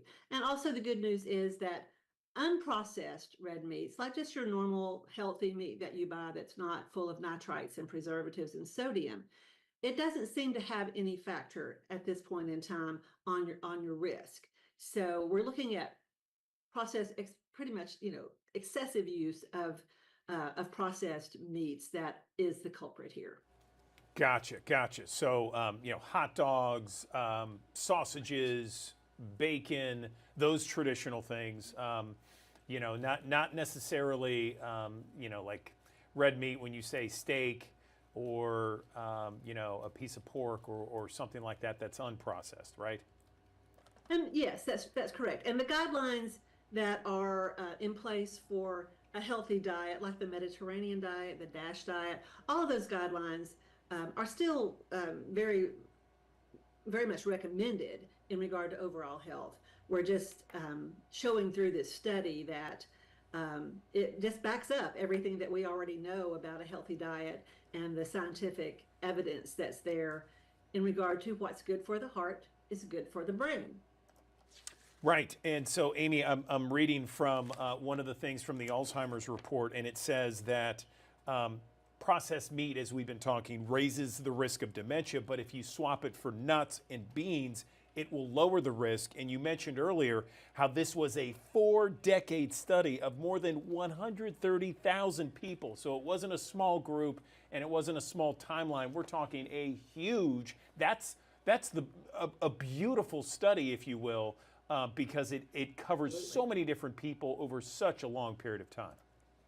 Yeah, and it really gives us irrefutable evidence that, again, has been backed up time and time again. There are subsequent studies that are being funded by the Alzheimer's Association, even as we speak, to hone it down and get a better understanding of the impact of things like the processed meats and other dietary factors that we know from past evidence are not healthy, understanding better why exactly it is that these particular things like the nitrites, like the high sodium, do increase our risk. Understanding why the risk is increased can help us understand how to better reduce that risk and mitigate that risk, not just through the elimination or the significant reduction of those products, but also in regard to research in general, understanding the disease better. Okay, and Amy, finally, I want to go to the third aspect, and this was the GLP-1. So this is things like Wegovy, Ozempic, and how it may protect against dementia. Explain the results coming out of this. Yeah, so those studies indicate that the weight loss drugs may have a protective quality for the brain. We also know that those drugs really haven't been on the market for a long time, so we haven't had the opportunity to do really longitudinal studies. But preliminary indicators indicate that there's a very good possibility that there is some protective quality. Now, that doesn't mean that those medications are going to now be the norm for a person who has Alzheimer's to go on those medications. That's not what the takeaway is. The takeaway is that it's yet another avenue of hope, yet another avenue that is being explored. We know that the relationship between what creates risk factors for diabetes and other metabolic diseases are also risk factors for Alzheimer's disease. So knowing that medications that can help mitigate those metabolic type disorders might be indicated in also mitigating Alzheimer's risk and Alzheimer's progression is very encouraging and very significant.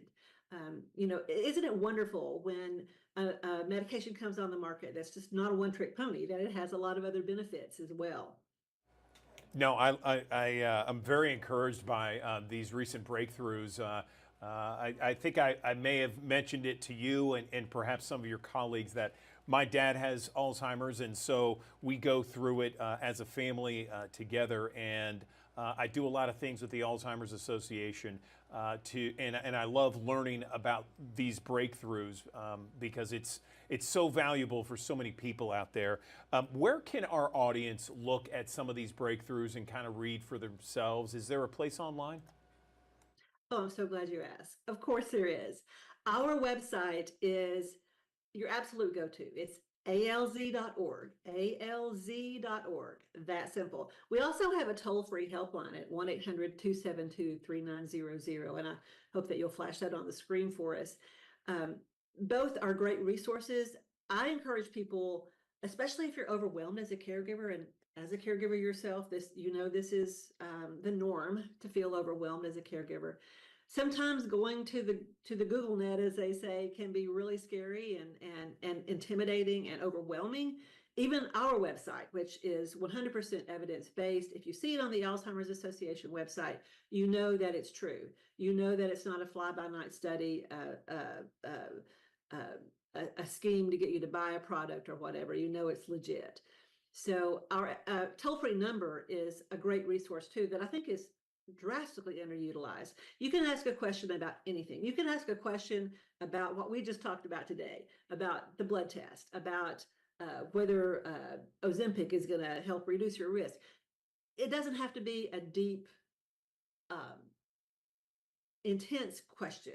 It can be anything you need and want to know about Alzheimer's disease. We are in the business of education and support, along with, of course, funding the research and even providing research studies as well.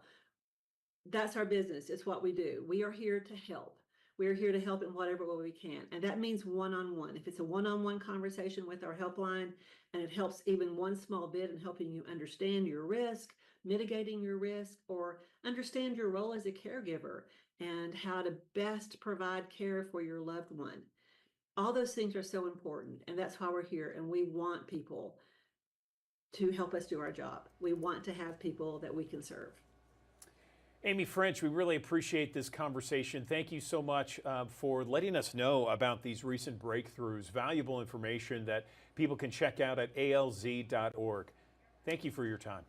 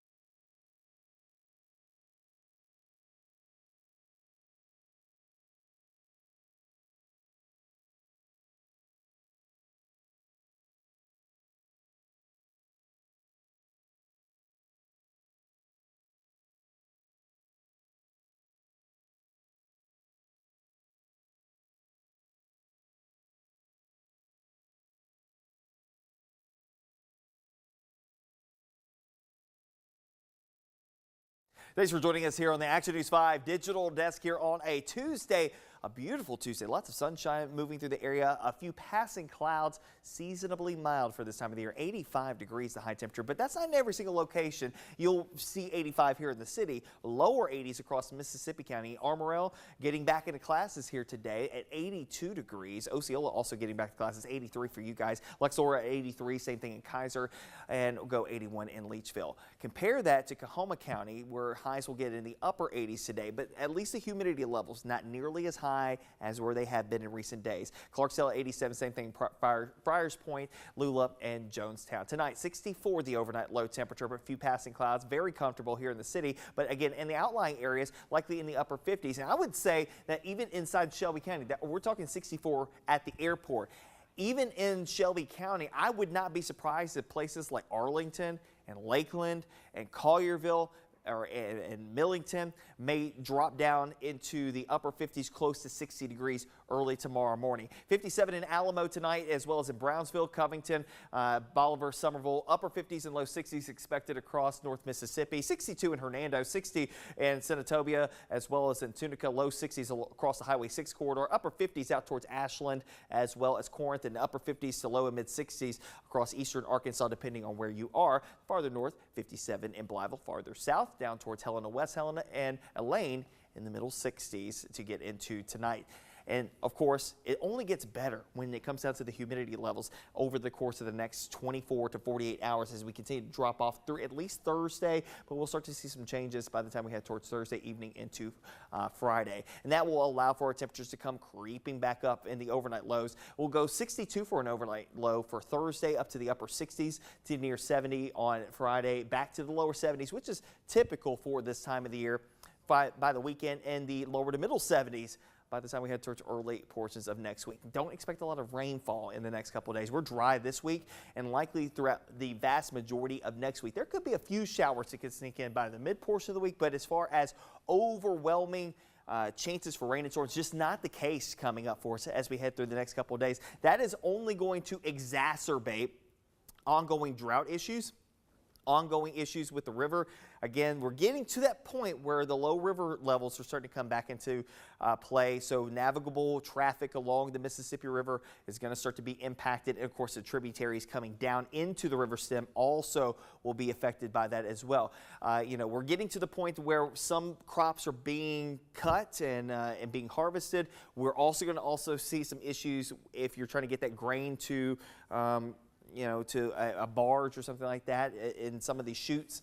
It may be a little bit harder because of the fact that the water levels are not going to be very high. And of course, it's not just here. It doesn't start here. It starts up the Ohio River, up towards the Missouri River, back over into, the upper Mississippi River. So, we might get a little better chance for some rain up in the upper Mississippi, but mid-Mississippi, lower Mississippi, just not the case. And of course, that is going to impact that river traffic. And not to mention the heat is also going to be cranking up. The average high now, 91. Guess what? From here on out, the average highs will continue to click downward all the way until the middle portion of January before we start to come back up for the year 2025. But above average as we head towards the end of August. Don't be surprised as the temperatures come back up into the mid-90s. Now, one positive note here is that the humidity levels will not be as bad as what we saw last week. So yes, it gets hot, but it won't be as humid as what we saw last week. Of course, stay up to date anytime and everywhere. You can download the First Alert Weather app in the Google Play Store and the Apple App Store. Of course, one of those things on the Action News 5 First Alert Weather app that you can look at, interactive radar. Obviously, you don't need it here today, but also the hour-by-hour forecast. And of course, we update that multiple times a day for your specific location. Your backyard forecast is updated for everybody here in the Action News 5 coverage area. 85 the high temperature for today. Tomorrow as well will be in the 60s for overnight low temperatures. Now again, tricky on the forecasting highs and forecasting lows this time because of the fact of what's happening in the atmosphere. We're drying out the ground, and of course the sun heats the ground, which then in turn heats the air.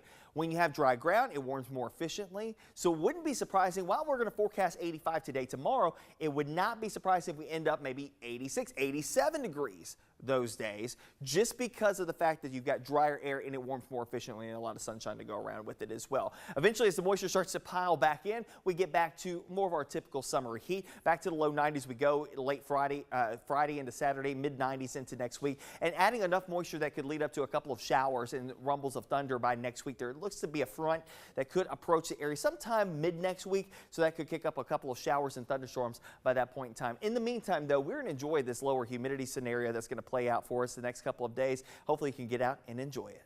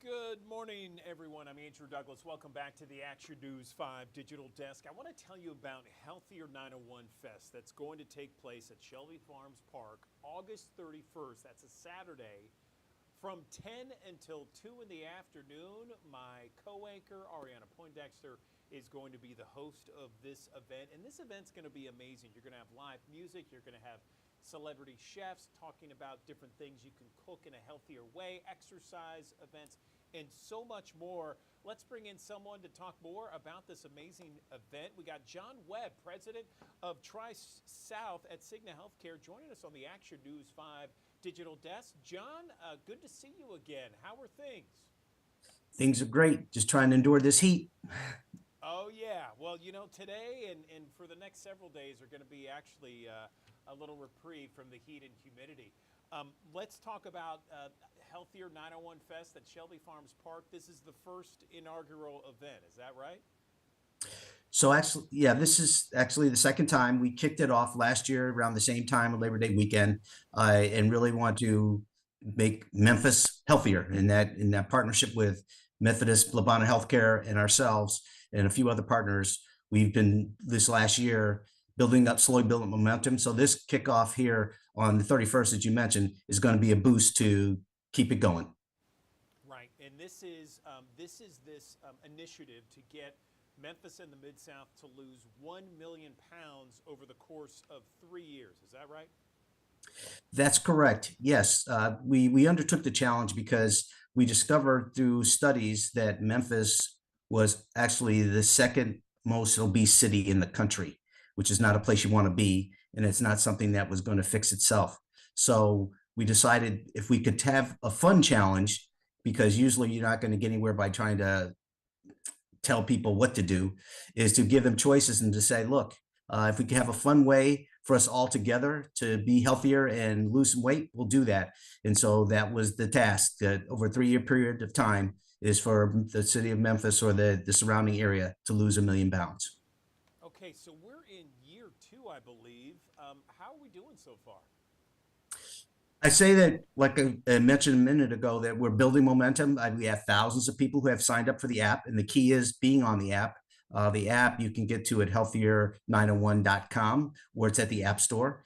But being a part of the app, then you're part of the community. And then you have fun games, you have competitions they have with each other. A lot of companies have enlisted, and they have their team competitions as well to kind of help each other along in this journey of living, a better life from health and nutrition, quite frankly.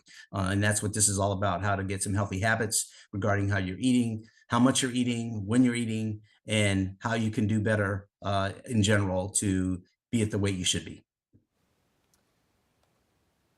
So this event on August 31st, it sounds amazing, from 10 to 2 at Shelby Farms Park. All kinds of different things that are expected to take place. Tell me about it. So we will have a mobile clinic there to do screenings. So if people want to test their cholesterol or blood pressure, things like that, we'll be there for that. There'll be a lot of different booths, tents for different activities. There'll be fitness classes on stage. There'll be a lot of giveaways. There'll be music. There'll be everything that you might expect at a festival, but this one happens to be focused on health. So we're really inviting a lot of people to come out, and it's really sponsored by ourselves, as I mentioned, Methodist Labana Healthcare, Kroger, Nike, Channel 5, and also the YMCA, because we're also trying to catch youth at a young age to develop the healthy habits sooner. Right. And John, I mean, you've been in healthcare for a long time. Where do people kind of make the mistake, or where are some of those pitfalls where people just maybe inadvertently just kind of fall off the wagon, so to speak? Well, I think there's, we kind of lull ourselves to sleep that if we feel okay, then we feel everything is okay. And that's not necessarily the case. It takes a long time. There's a lot of people in this country, for example, up to 50% of the people who have diabetes in this country don't know they have it. And then when they discover it, it's at a more critical stage where it's a problem. And so trying to get people to have awareness beforehand and do things more of a preventative nature, that's where you can save yourself a lot of trouble down the road. And that's really what we're trying to do here. Now, some people have already passed that point, so we are trying to bring them back. But I think it takes time. And also we have to mention it's inconvenient. People love to do what's convenient and what's good, what that feels good to them. And sometimes that isn't always a healthy option. Absolutely. So we got to download the app. We have to check out Shelby Farms Park. Hopefully it's going to be the weather like we're having today, where it's sunny low humidity, very mild temperatures in the low to mid 80s. Anything else you want to mention before we let you go? We have thousands of people that watch us on the digital desk each and every day. No, what I would say is if you join in with Healthier 901, you can do this together. No need to be alone on this because there's a lot of good information. We can help with your health literacy. So you just learn more about a lot of things because, bottom line is, you might say, well, I'm overweight. What does that do? But obviously that leads to more serious diseases like cancer and heart disease. And you don't want to get to that place. And so as a team, we can help each other and push each other to get to where we're living the healthiest lifestyle we can do. Okay, John Webb, president of Tri-South at Cigna Healthcare. We really appreciate your time. Good luck on the 31st. I know it's going to be an amazing time at Shelby Farms Park, hosted by Ariana Poindexter. And it's going to be, it sounds like just an incredible event. I'll have to check it out for that weekend. Thanks very much for joining us on the Digital Desk. Okay, we look forward to seeing you on the app. Okay, thanks, John. Appreciate it. Another live look from our High Five camera downtown Memphis as we go to break. 9:07, just 71 degrees. More Action News 5 right after this.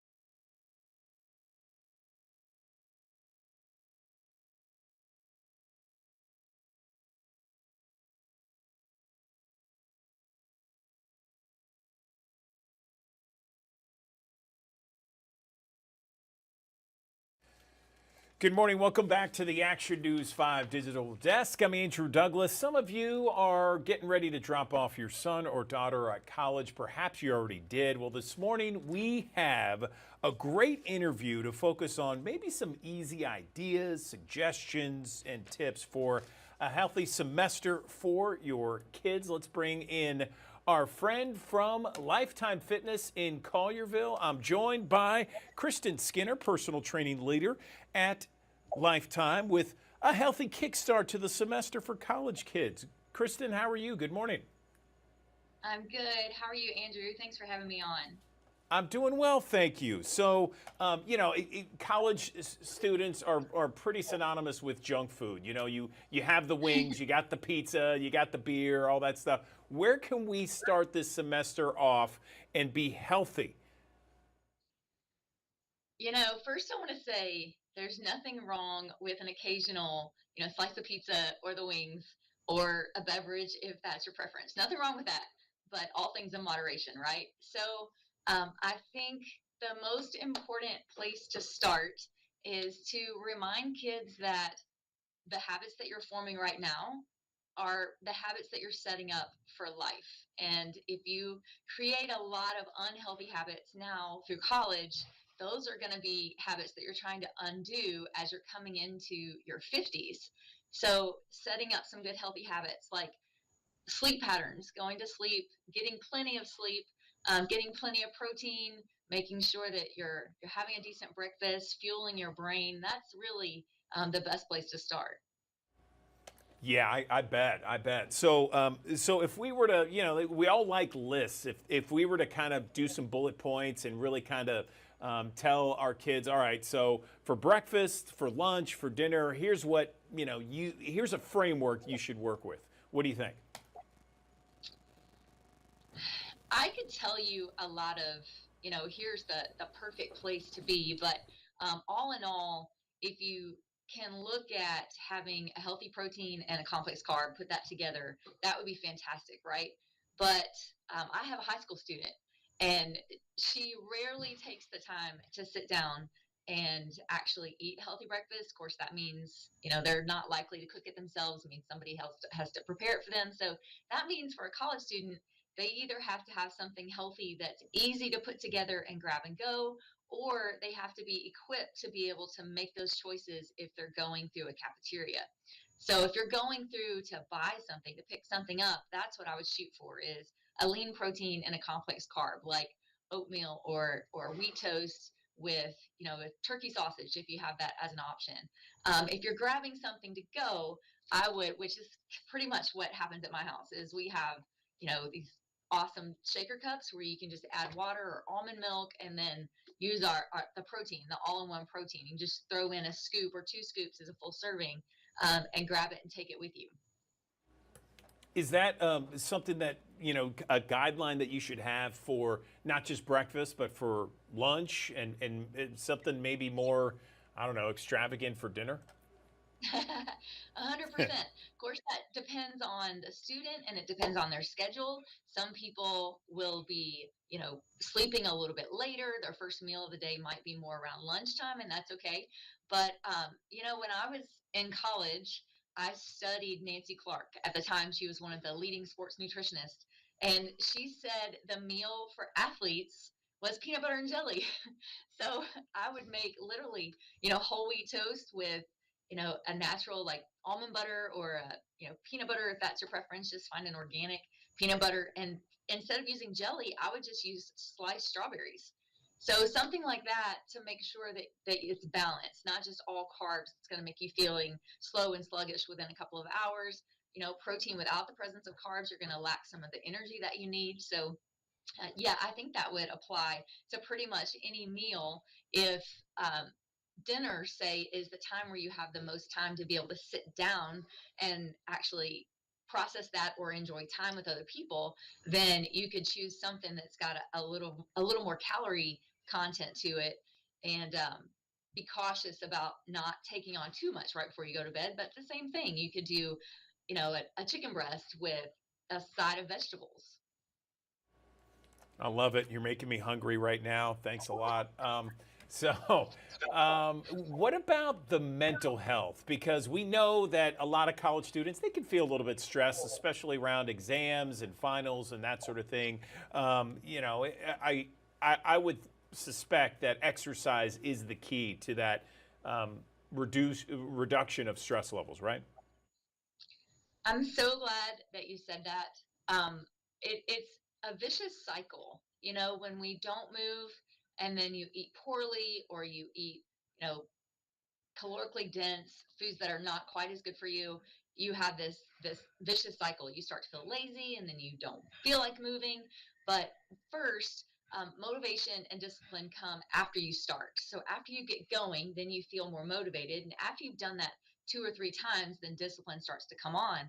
But it's when you move, you're able to get feelings out of your body, so to speak, so that you're not harboring emotions and stress.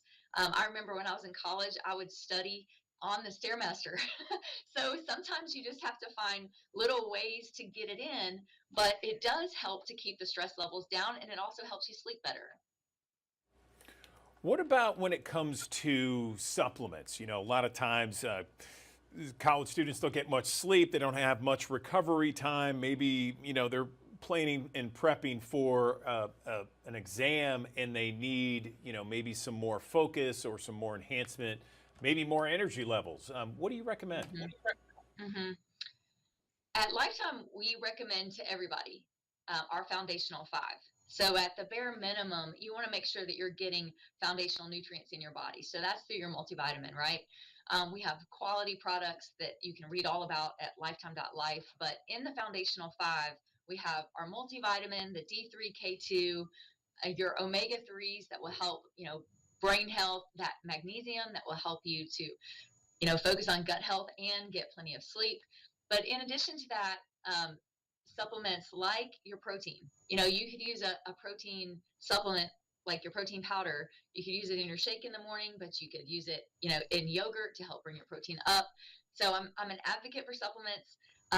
Also, if you think about things to have on hand as you go throughout the day, if you need something that's quick and easy to grab, like what some of my favorites. This is a Built Bar. I'm a fan of anything coconut, so I really like to have that kind of supplementation on hand also. Look at you with all the props and everything. I mean, that is that is visual right there. Kristen, thank you. Anything else that we can offer advice to some of those kids that are about to start their college semester, or perhaps their parents out there that are watching? Absolutely. One thing I will say is my two big takeaways. I'm a little bit past college, but I still remember how pivotal it was. I was a trainer back in college, and I remember working with other students that were just busy and had crazy schedules. And one thing I emphasized to everybody is just meal prep. Same goes for all of us every day. If you can set aside just one day, there's simple ways to meal prep some food. I could go on and talk about food for days, but if you find your favorite things that are easy to put together, set aside some time on a Sunday and meal prep for 3 or 4 days, whether it's cooking multiple chicken breasts or putting together some kits where you can make a wrap on the go or something like that. Your nutrition is always going to be better if you can make it yourself, if you can make it at home in your kitchen versus something that it has been on a shelf for a few days. So start with that. Second is get some movement in. However that movement is, if you can walk for 10 minutes 3 times a day, that's fantastic. And then seek out some help. Reach out to us at Lifetime. We can help set up a nutrition plan. We can teach you how to meal plan. We can help you get some movement in. I have clients that I virtually coach with. So there's never a perfect solution for every single human. It's unique to each individual, but you can be successful if you put the attempt to it. Kristen Skinner, personal training leader at Lifetime Fitness in Collierville. We appreciate your time as always on the digital desk. Thanks very much. Absolutely. Thanks, Andrew.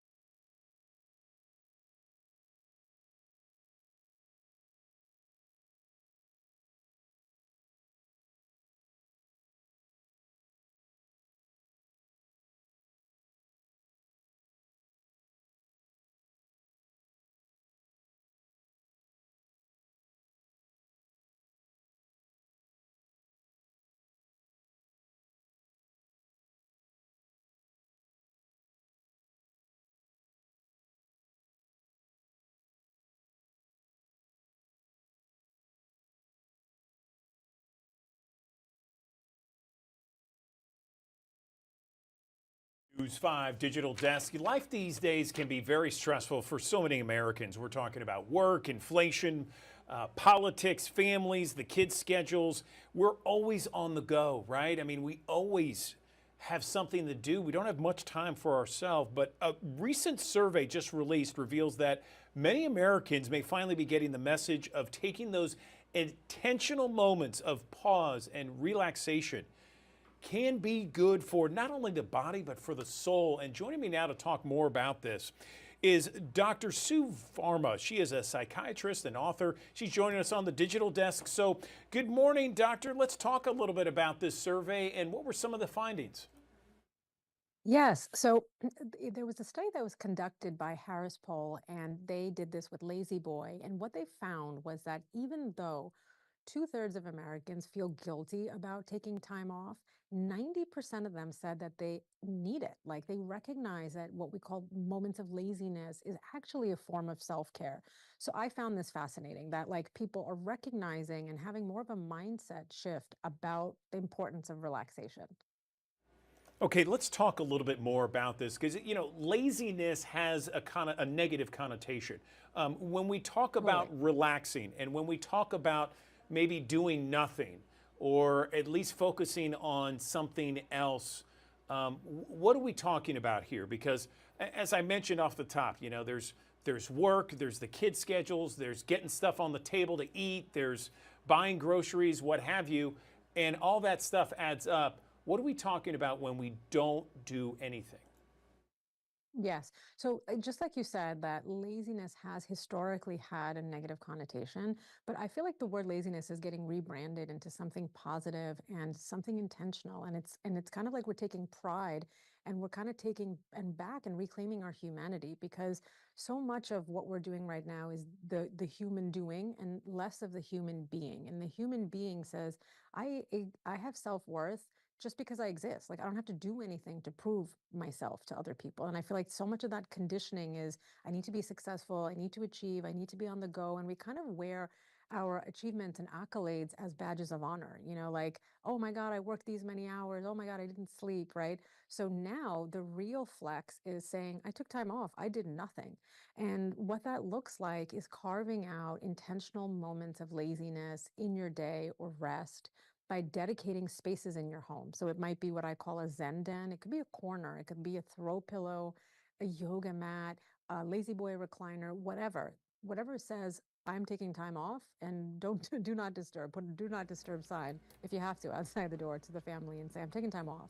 So it looks like both time and space carved out in your day and in your home. And how does that help our mind and brain? Like from head to toe, relaxation has so many benefits. We know that people live longer, those who intentionally carve out moments of rest. They're more productive.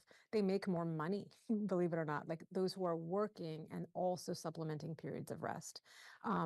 We have less inflammation in the body, less heart disease, less stroke, less dementia. People who nap 20 minutes a day are less likely to have cognitive and brain changes at earlier ages. Head to toe, less depression and anxiety. I mean, the benefits are countless. And what's key about this is we're not saying go do nothing, you know, forever. We're saying keep doing you, right? Whatever it is that you do so well, but also just be mindful that just a few minutes of rest on a regular basis um, goes such a long way.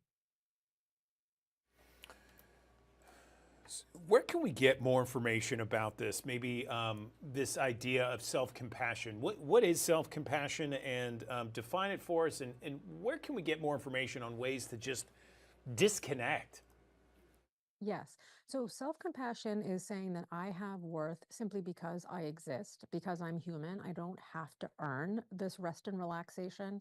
And if you're looking to create a Zen den or want to learn more about Lazy Boy, lazyboy.com is one great way. The Lazy Boy store in your area is another way.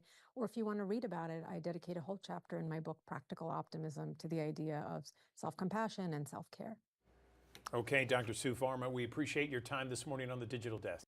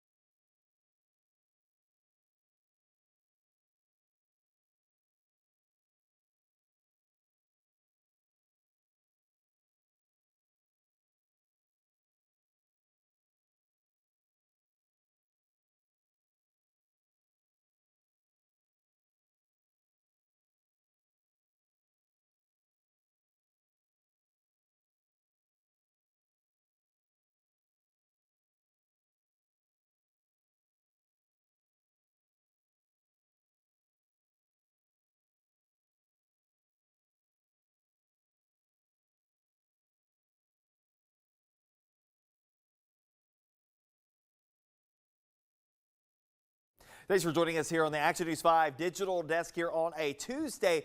A beautiful Tuesday. Lots of sunshine moving through the area. A few passing clouds. Seasonably mild for this time of the year. 85 degrees the high temperature, but that's not in every single location. You'll see 85 here in the city. Lower 80s across Mississippi County. Armorel getting back into classes here today at 82 degrees. Osceola also getting back to classes. 83 for you guys. Lexora at 83. Same thing in Kaiser. And we'll go 81 in Leachville. Compare that to Coahoma County, where highs will get in the upper 80s today, but at least the humidity levels not nearly as high high as where they have been in recent days. Clarksdale at 87, same thing, Friars Point, Lula, and Jonestown. Tonight, 64 the overnight low temperature, but a few passing clouds. Very comfortable here in the city, but again, in the outlying areas, likely in the upper 50s. And I would say that even inside Shelby County, we're talking 64 at the airport.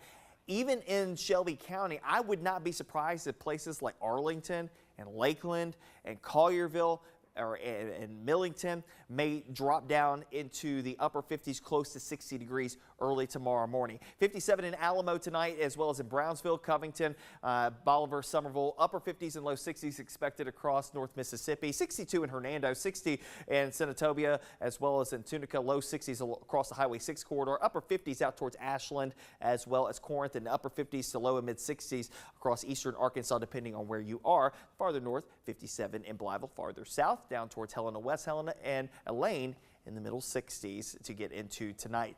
And of course, it only gets better when it comes down to the humidity levels over the course of the next 24 to 48 hours as we continue to drop off through at least Thursday, but we'll start to see some changes by the time we head towards Thursday evening into Friday. And that will allow for our temperatures to come creeping back up in the overnight lows. We'll go 62 for an overnight low for Thursday, up to the upper 60s to near 70 on Friday, back to the lower 70s, which is typical for this time of the year by the weekend, and the lower to middle 70s by the time we head towards early portions of next week. Don't expect a lot of rainfall in the next couple of days. We're dry this week and likely throughout the vast majority of next week. There could be a few showers that could sneak in by the mid portion of the week, but as far as overwhelming chances for rain and storms, just not the case coming up for us as we head through the next couple of days. That is only going to exacerbate ongoing drought issues, ongoing issues with the river. Again, we're getting to that point where the low river levels are starting to come back into play. So navigable traffic along the Mississippi River is going to start to be impacted. And of course, the tributaries coming down into the river stem also will be affected by that as well. We're getting to the point where some crops are being cut and being harvested. We're also going to see some issues if you're trying to get that grain to a barge or something like that in some of these chutes. It may be a little bit harder because of the fact that the water levels are not going to be very high. And of course, it's not just here. It doesn't start here. It starts up the Ohio River, up towards the Missouri River, back over into, the upper Mississippi River. So, we might get a little better chance for some rain up in the upper Mississippi, but mid-Mississippi, lower Mississippi, just not the case. And of course, that is going to impact that river traffic. And not to mention the heat is also going to be cranking up. The average high now, 91. Guess what?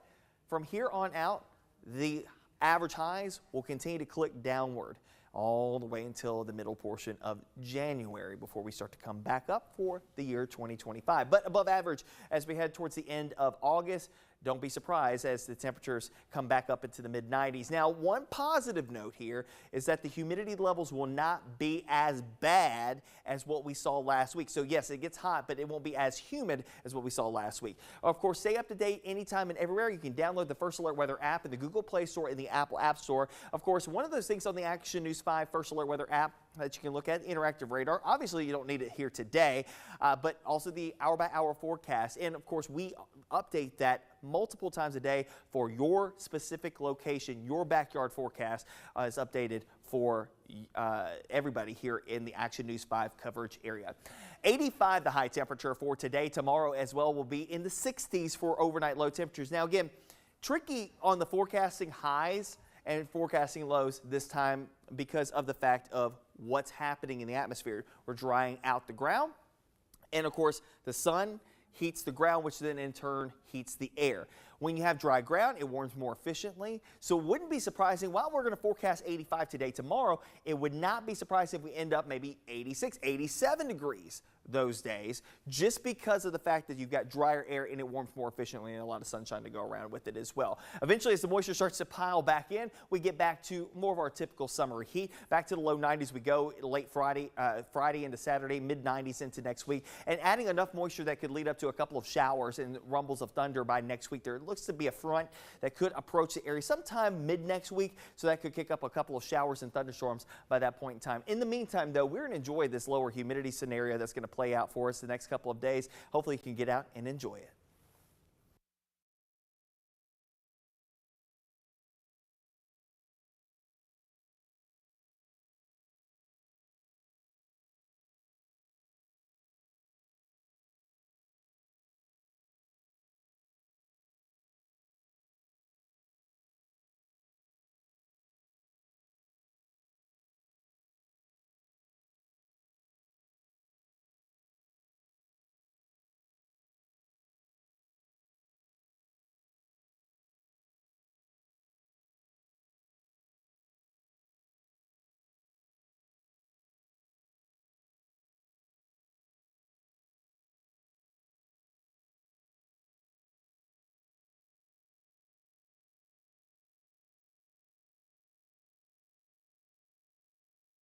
Good morning, everyone. Welcome back to the Action News 5 Digital Desk. I'm Andrew Douglas, and at some point in our lives, you're going to have to deal with getting a new car, or at least a new car for you. At some point, you're going to have to say, it's time to trade in the old one, or it's time to sell the new one, and now I got to figure out what I should get for my next ride. What should you get? There are so many options out there, and sometimes that whole process can be very intimidating. And we're not just talking about something that's intimidating for a 20-year-old, a 30-year-old. This is for every age group. It's daunting when you think about what car you should get, how many miles should it have, should you get a used car, should you get a new car, what should you do with your trade-in, what should you do if you want to sell your car?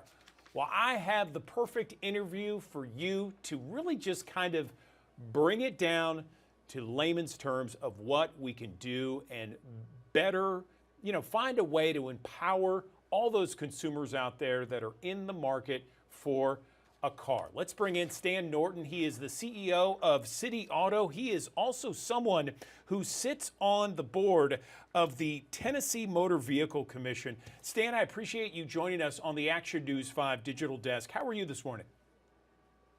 Hey, good morning, Andrew. I'm doing very well, thank you. Appreciate the opportunity to be here. Yeah, absolutely. So where do we begin on this? At what point does a person say, okay, I think I might need a new car?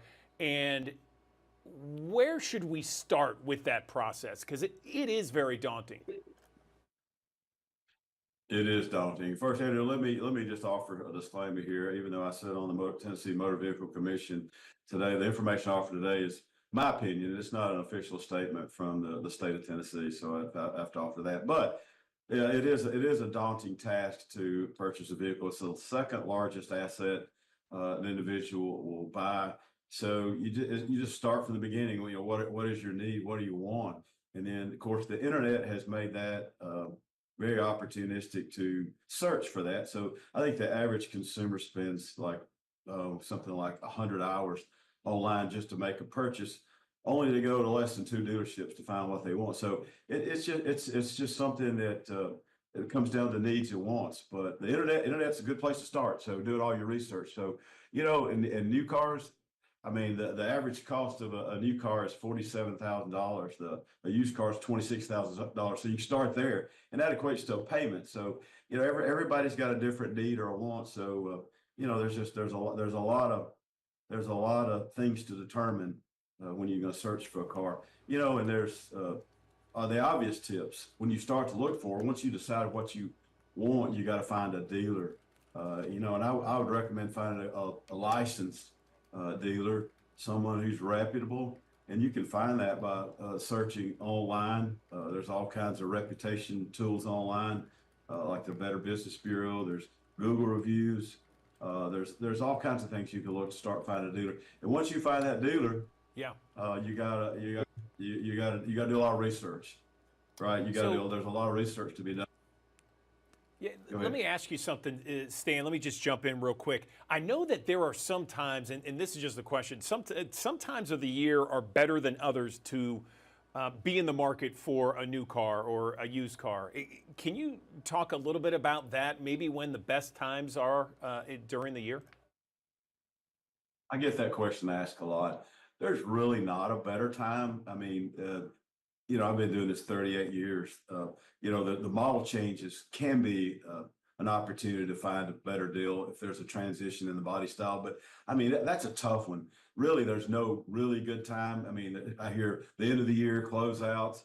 I guess I can't say there's really a better time to buy a car. Now, we just went through the pandemic, and that created some challenges from supply and demand. But, the supply and demand is pretty consistent now and it normalized. But I mean, really not a good time. The time is just, when is the best time for you? There's not really a peak or a valley for the supply and demand of that. So I guess I say there's not a better time than today. Today's a good day to buy a car.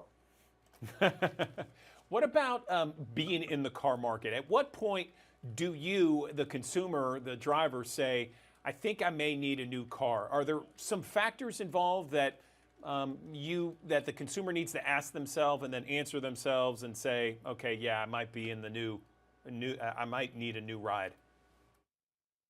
Well, I think everybody's always looking for a car. It's like shopping for clothes. People drive down the street and they see something they like. So subconsciously, people always aspire to buy something new, but it comes down to wants and needs. And one of the things we see quite often is a person that they pay their car off and they don't have a car payment, but they start occurring deferred maintenance issues. Things start to break because typically when they pay their car off, it's got higher miles.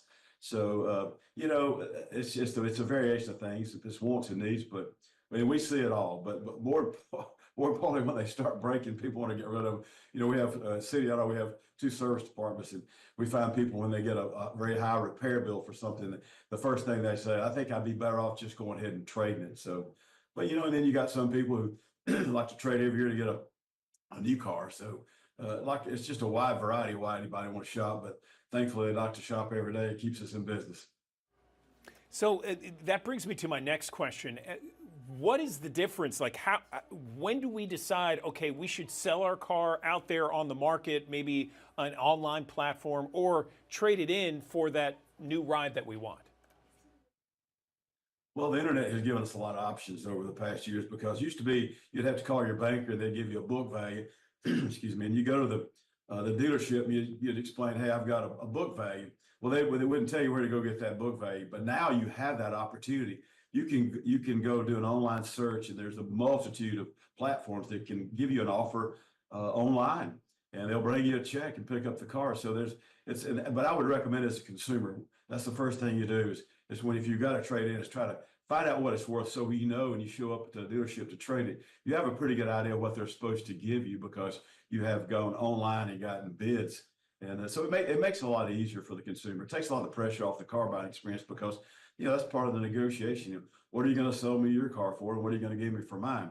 And so this opportunity to go online takes care of that. So it's made our jobs easier, as well as just the overall shopping online. When I said the average consumer goes to less than 2 dealerships to buy a car, that's because they've already gone online and they've compared prices and all the options they're looking for online. So a consumer has every tool at their fingertips to go to shop for a car.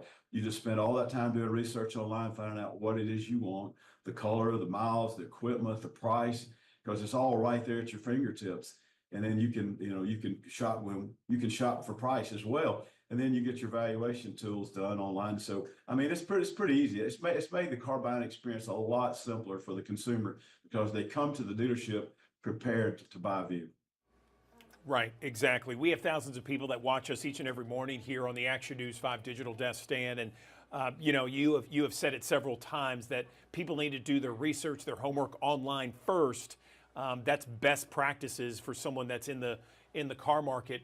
If you had maybe 2 or 3 other bullet points to give to consumers out there who are in the car market after, doing your research online, what else would you tell them? Well, if you're going to buy a used car, and I find this all too often in my sector, in my business, and also we see it from the commission's perspective as well, is dealers. I would never buy a car from a dealer that sold a used car that sold it as is. That's disclosed. It's it's a buyer's guide. Law requires it to be displayed in the window. If you see that and the dealer wants to sell you that as is, I wouldn't buy the car. I mean, you enter in an area where the dealer can hide behind the fact that he's selling it as is, and he's not responsible for anything that happens to that car after he takes it off the lot. So, most reputable dealers offer some sort of coverage that, it's a small coverage, generally anywhere from 1,000 miles to 6,000 miles, that it offers a stated coverage that protects the consumer if something is actually wrong with the vehicle.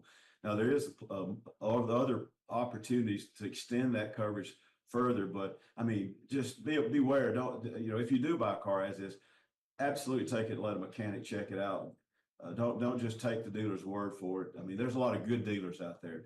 At City Auto, we work hard in our reputation. We've been in business 38 years to try to take care of our customers, and there's mostly dealers do that, but there are some characters out there that don't follow the rules, and they hurt the consumers. So that would be a tip for sure, is make sure you don't buy a vehicle as is. But also, when you're shopping online, look for the dealer. There's a lot of information.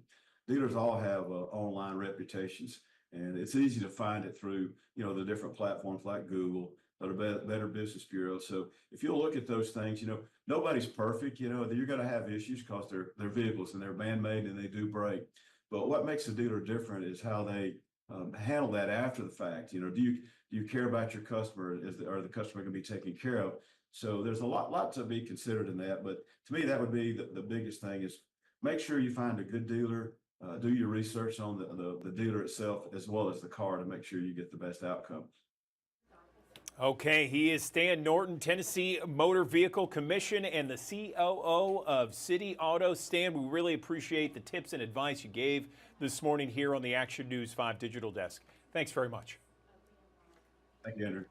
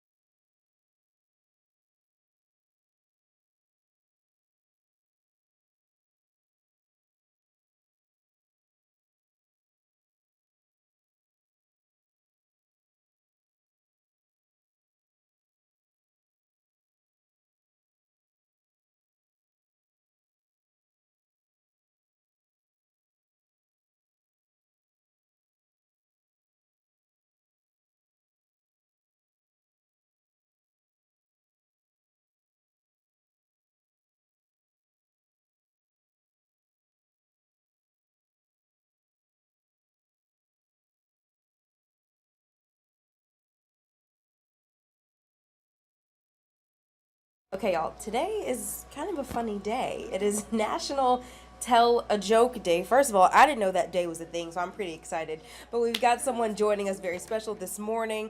Lori Resnick, I hope I'm saying your name right, Lori. If you don't know the logo behind her, she's with Laffy Taffy. So Lori, how you doing? Good morning.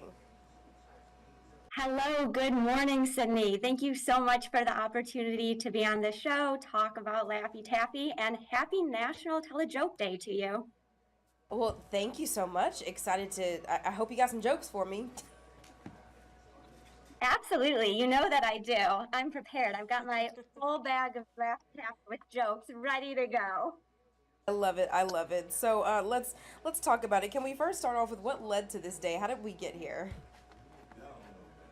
Absolutely. So, funny enough, Laffy Taffy did not actually spearhead the charge of the Tell a Joke Day, but we fit so perfectly in the day. We've had jokes on our wrappers since the 1980s, really to provide an additional fun way to bring laughter as consumers are enjoying our product. We've got the delicious product, we've got the jokes worth sharing, and it's just so fun as family and friends come together enjoying Laffy Taffy. Okay, so sorry about that. I think I had my audio off. That's my mistake. I was just asking just a minute ago. I guess it's kind of funny now. With Laffy Taffies, what else can people expect to do today? Now, there's jokes on these on the Laffy Taffy candy, isn't it? Did I make that up? No, you're absolutely right. So we've started having jokes on the wrappers. Yes, yes. Starting in the 1980s, we had jokes on our wrappers. So I've got a couple right here. In fact, this one says, "Why do bananas like gymnastics?" And it is, they like to make splits. So we've got multiple jokes on every wrapper. I felt that one coming. Okay. Do you have any more for me today? Absolutely. One of my favorite jokes is, "What do you deserve that is also a type of bagel?" I'm sorry. Say it one more time. What do you deserve that is also a type of bagel? I don't know. An everything bagel. You deserve everything, Sydney. Of course. That's a good one. I'm going to tell that to my mom. That's a really good one. Thank you so much. It's one of my favorites. You absolutely should do that. Absolutely, Lori. Yes. So, what else do you guys just want people to know as they take in this day and get all the laughs in? Absolutely. So Laffy Taffy has been offering little bites of delight in a variety of delicious flavors since 1971. And since 1980, we've had the jokes on the wrappers. So whether you're enjoying our assorted mini bars, our fruit combos, or even our Laffy Taffy ropes and stretchy and tangies, you can find jokes on the wrappers to share with your family and friends. Good to know. Now, I know we are still kind of in the summer, but Halloween is quickly approaching, so I anticipate you guys will be getting ready to tell lots of jokes on those wrappers as we get into the candy season. Absolutely. So we definitely see an uptick of our Laffy Taffy sales throughout the whole summer and leading into Halloween. For the summer, with family road trips, pool days, late nights, and snacks and sweets and treats, families are definitely enjoying Laffy Taffy. And then, like you said, I know when I was a kid, Laffy Taffy was a huge part of my Halloween season, and it still continues to be a really exciting treat for everyone in the Halloween time. Absolutely. I'm looking forward to it already. Not rushing to it, but looking forward. Well, Lori, thank you so much for your time. We do appreciate you joining us here on the Digital Desk. Anything else you wanted to add or say? Absolutely. I definitely encourage everybody to check out the Laffy Taffy jokes, enjoy the delicious fruity product, and go to laffytaffy.com and check out where you can buy it, and just get together as a family, get your friends together, eat some delicious taffy, and have some fun saying the jokes. The jokes, the dad jokes in particular. All right, Lori, thank you so much for the dad jokes. Thank you so much, Sydney. Enjoy the day.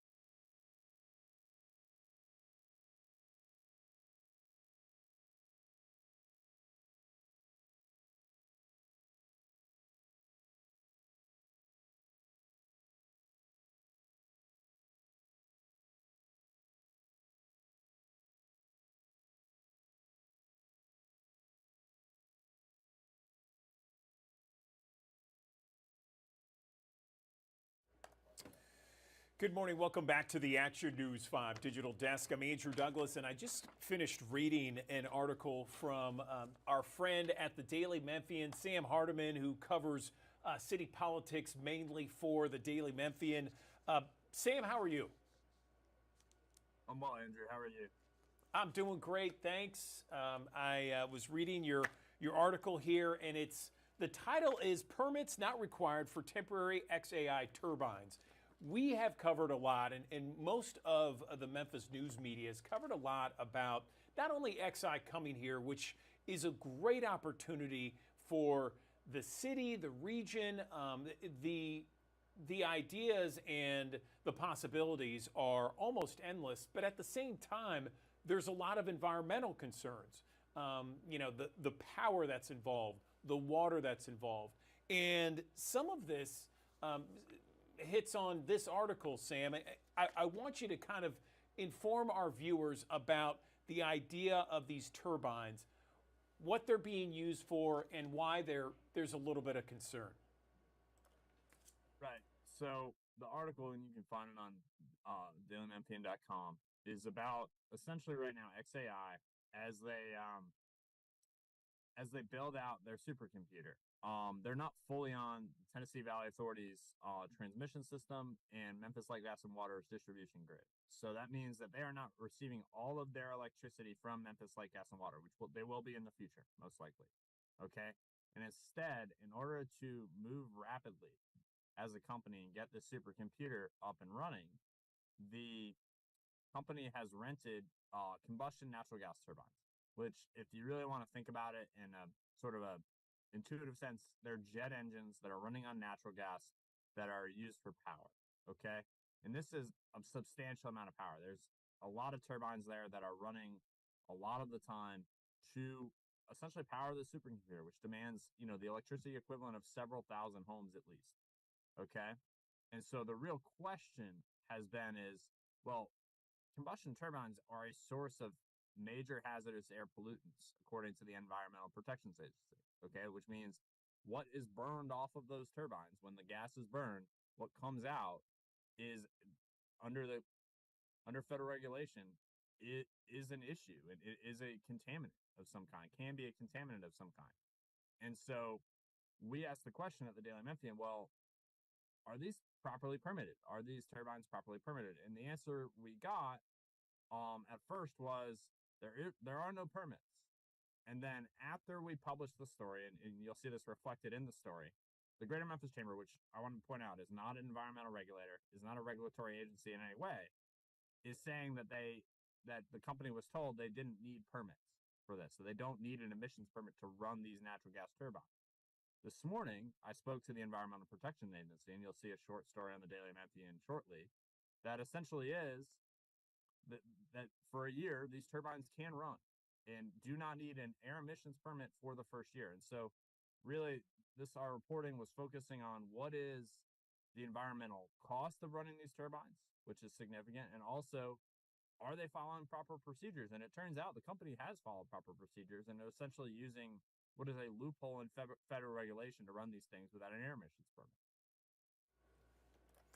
I find it fascinating that this is certainly something that Elon Musk and his companies are known to do. As you mentioned in the article, they like to get things going really fast. Once they decide on something, they go at it full strength, full speed right away. And I guess these gas turbines are just another version of that with XAI. I'm curious though, you said these are gas turbines powered by natural gas. Correct me if I'm wrong, but isn't natural gas like very clean? I mean, very clean. I want to speak carefully. I'm not a scientist. Okay. First of all, I'm not a scientist. My degree is in journalism, and it was barely a degree. All right, so he's got a degree. But second, the burning of any sort of hydrocarbon is, and as the EPA has found, and these are the reasons these standards exist, right? And the EPA just rejected essentially a request from the American Petroleum Institute and others to get stationary combustion gas turbines off of the hazard air pollutant list, and the EPA was essentially said no this past year. That's what happened. And so, but to the broader point, natural gas is cleaner than coal, okay? And so that has really been the buzzword. That has really been the talking point that's been used. Natural gas is certainly much cleaner than burning coal. It's certainly much cleaner for the environment if you were mass burning wood, okay? Like in terms of what is coming off and what is what happens after you burn these things for energy, right? Because most of what we do in society to generate energy is to burn some sort of carbon intensive use for the most part. We do use nuclear energy. We do use hydroelectric dams and stuff like that. We do use solar. We do use batteries, right? But largely it is carbon-based sources, which is what humanity has used to power itself. And all of these sources have emissions, okay? Natural gas is certainly cleaner in most cases than coal, which, for a little bit of context, people who lived in the Mid-South a long time remember that there was the Allen fossil plant down at Pigeon Industrial Park down there, okay? Which is very close to where XAI is. Now there is the Allen Combined Cycle plant. The Allen fossil plant burned coal. The Allen Combined Cycle plant burns natural gas, okay? Coal, that there is, a legacy of decades worth of coal down in Southwest Memphis. If you go to Southwest Memphis near the XAI facility, you will see truck after truck of the refuse of coal ash being trucked out of it, okay? And all that coal ash has a tremendous amount of unsafe chemicals in it, and absolutely. But natural gas also has its own pollutants and its own, issue of pollution. There's just one maybe cleaner than the other. Neither are particularly clean. I see. Okay, I appreciate that explanation. So where do we go from here? Because I understand that there are a lot of different players involved. You got the TVA, you got MLGW, you got the EPA, you got Shelby County, the city of Memphis. what's next in this whole process? Because there is that juxtaposition of you want Elon Musk and XAI to do extremely well here in Memphis in the Mid-South, but at the same time, you want to protect the environmental concerns, the water, the aquifer, that sort of thing. Yeah, I mean, what's happening is XAI, the city of Memphis, and Memphis Light Gas and Water are partnering. Doug McGowan, the CEO of MLG&W, confirmed that this weekend. We had reported at the Daily Memphian. Those three parties are partnering on a gray water plant, which is gonna potentially, if it gets built, curtail the amount of fresh water that's used for industrial coolant, not just by XAI, but for other businesses in the city, which means that, the city is in the MLG&W are going to be conserving a lot more of our freshwater resource, which is, right beneath our feet here, the Memphis Sand Aquifer. Shout out Memphis Sands Beer from Wiseacre. That's, one of the next things that's next. And that's a very positive thing, potentially, for the environment. Next, I mean, XAI has to connect to the Tennessee Valley Authority's grid. That requires TVA board approval because their electric load is so large. And that's probably going to happen, sometime in the next couple months. It could be a little later, but sometime in the next couple months. And until then, these gas turbines are going to continue to burn and power this supercomputer, which is among the most advanced pieces of technology in the world. There really isn't, at this point, it's pretty unlikely that anything's going to disrupt this project short of a natural disaster, short of something calamitous happening. Knock on wood, that doesn't happen. But that's essentially what's happening here. There isn't, I would say that there is no fork in the road of some approval that needs to be taken. XAI is here. It's just a matter of how the build out happens and what the environmental legacy of the build out turns out to be, which could be quite positive if a gray water plant comes online. Gotcha. And going back to one of your earlier articles, not to divert too much away from the topic we're talking about, but you mentioned that you have a source that said if this goes well, in effect, that there might be other businesses or companies affiliated with Elon Musk that comes here to Memphis. Is that still the case? Yeah, my colleague Sophia Surratt and I have been talking to someone familiar with the matter, someone close to the company who's not authorized to speak publicly. I hope they're authorized to speak public soon. That'd be great. Yeah, the Musk controls a lot of private companies beyond Tesla, which is a publicly traded company. He controls a lot of private companies. And what I would say is that, that source is indicated to Sophia and I think, people in economic development in the city feel the same way, that there are potential other opportunities given the industrial land that Memphis has, for other Musk companies to come here. I haven't heard the door closed on that. I haven't heard the door cracked wide open either. It really just depends on, how things go. And, I can't pretend to be able to predict or have any good read on what very large private companies, are thinking in their decision-making process, but it's certainly a possibility and something that, could be looked forward to with some hope, I would imagine. And on the flip side, Sam, we had a public meeting over the weekend that was trying to address all these concerns from the community, environmental, mainly the concerns. Is there, after that meeting, I know that Doug McGowan spoke, we covered it.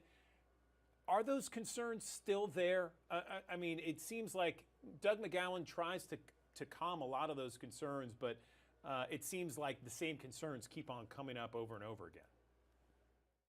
Yeah, look, I think that's a great question. I think the way I would frame it is I think a lot of these environmental concerns are going to persist until either the project doesn't exist there or, for example, on the water, right, where people are concerned about how much water XAI could use, which, XAI would potentially add about 1.3 million gallons of fresh water consumption from the aquifer when it's fully online and there's not a gray water plant available. Keep in mind that's out of 150 million that MLG&W pumps every day. So it's not adding more than 1%, it's adding about 1% to the consumption of fresh water, which is still giant and significant. Don't get me wrong. But until there's a gray water plant, I think people are going to be concerned about the fresh water usage, right? Until those natural gas turbines go away, I think people are going to be concerned about the emissions from them and the burning of natural gas for them. Those things are probably going to persist, it would seem.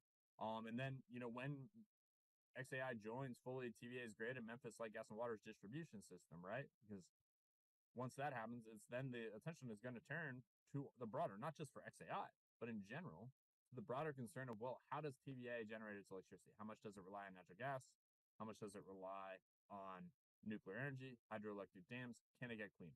Right? So I think environmental concerns in the climate that we're in a warming planet that we face, they're always going to be there.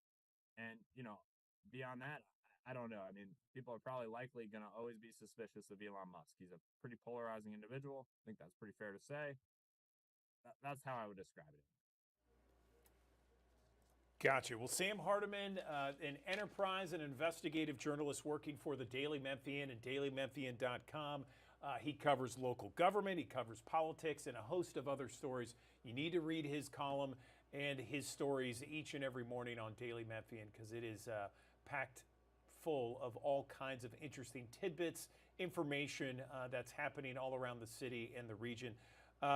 Anything else, Sam, before we let you go? No, I hope everyone has a great week. Hope everyone enjoyed the great weather this weekend, and be safe out there.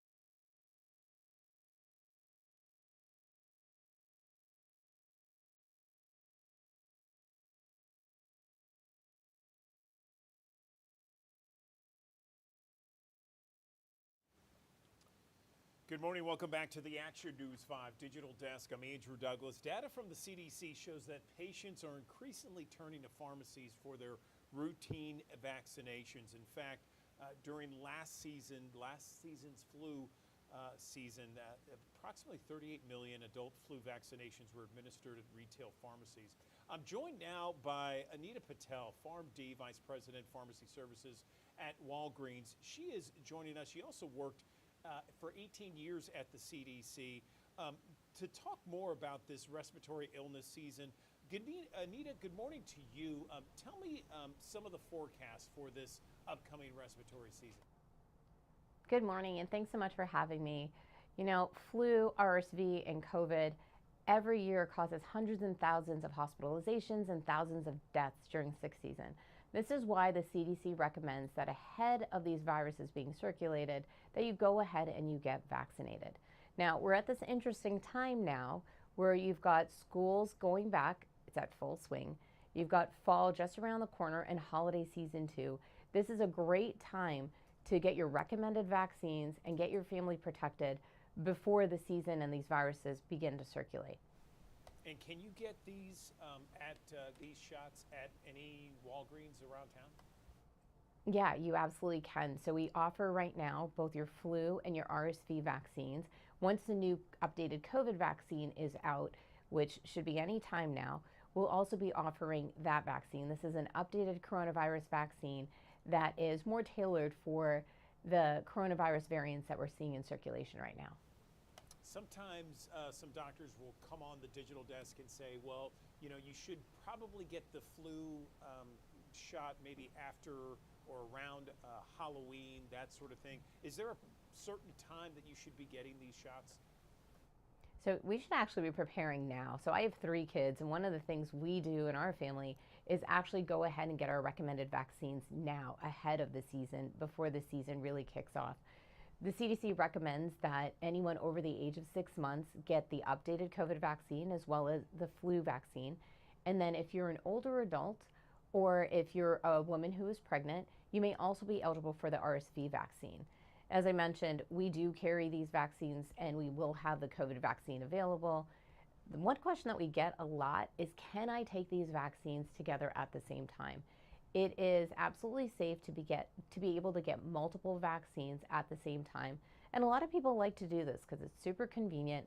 It makes it easy to get protected all in one visit. And your pharmacist can be there to help you and to guide you and educate you on which vaccines are right for you and your family. Is there anything that people do that perhaps is a mistake or something that they should avoid before going to Walgreens for these? No, absolutely not. We're trying to make this as simple as possible for customers and patients to be able to come to us to get protected with vaccines and also get tested should you get sick. So you can go on walgreens.com, use the app, and make an appointment. I would recommend scheduling one now so that it's on the calendar and it's not something that you have to worry about. All right, Anita Patel, we appreciate your time. Thank you. Great. Thanks so much for having me. All right, another live look from our High Five camera here as we go to break on Action News 5's digital desk. Your forecast in 1 minute.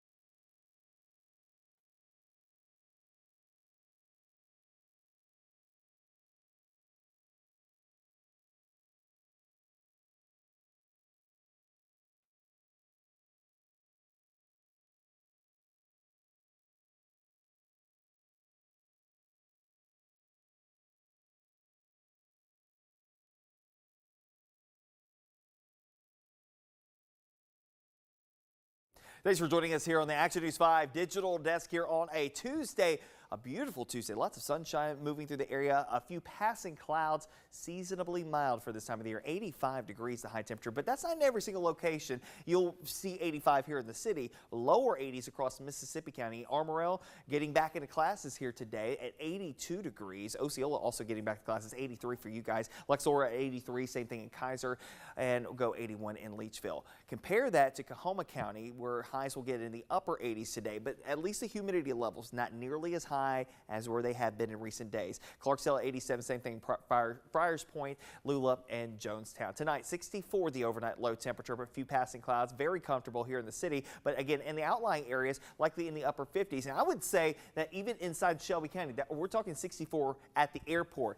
Even in Shelby County, I would not be surprised if places like Arlington and Lakeland and Collierville and Millington may drop down into the upper 50s, close to 60 degrees early tomorrow morning. 57 in Alamo tonight, as well as in Brownsville, Covington, Bolivar, Somerville. Upper 50s and low 60s expected across North Mississippi. 62 in Hernando, 60 in Senatobia, as well as in Tunica. Low 60s across the Highway 6 corridor. Upper 50s out towards Ashland, as well as Corinth, and upper 50s to low and mid 60s across eastern Arkansas, depending on where you are. Farther north, 57 in Blytheville. Farther south, down towards Helena, West Helena, and Elaine in the middle 60s to get into tonight.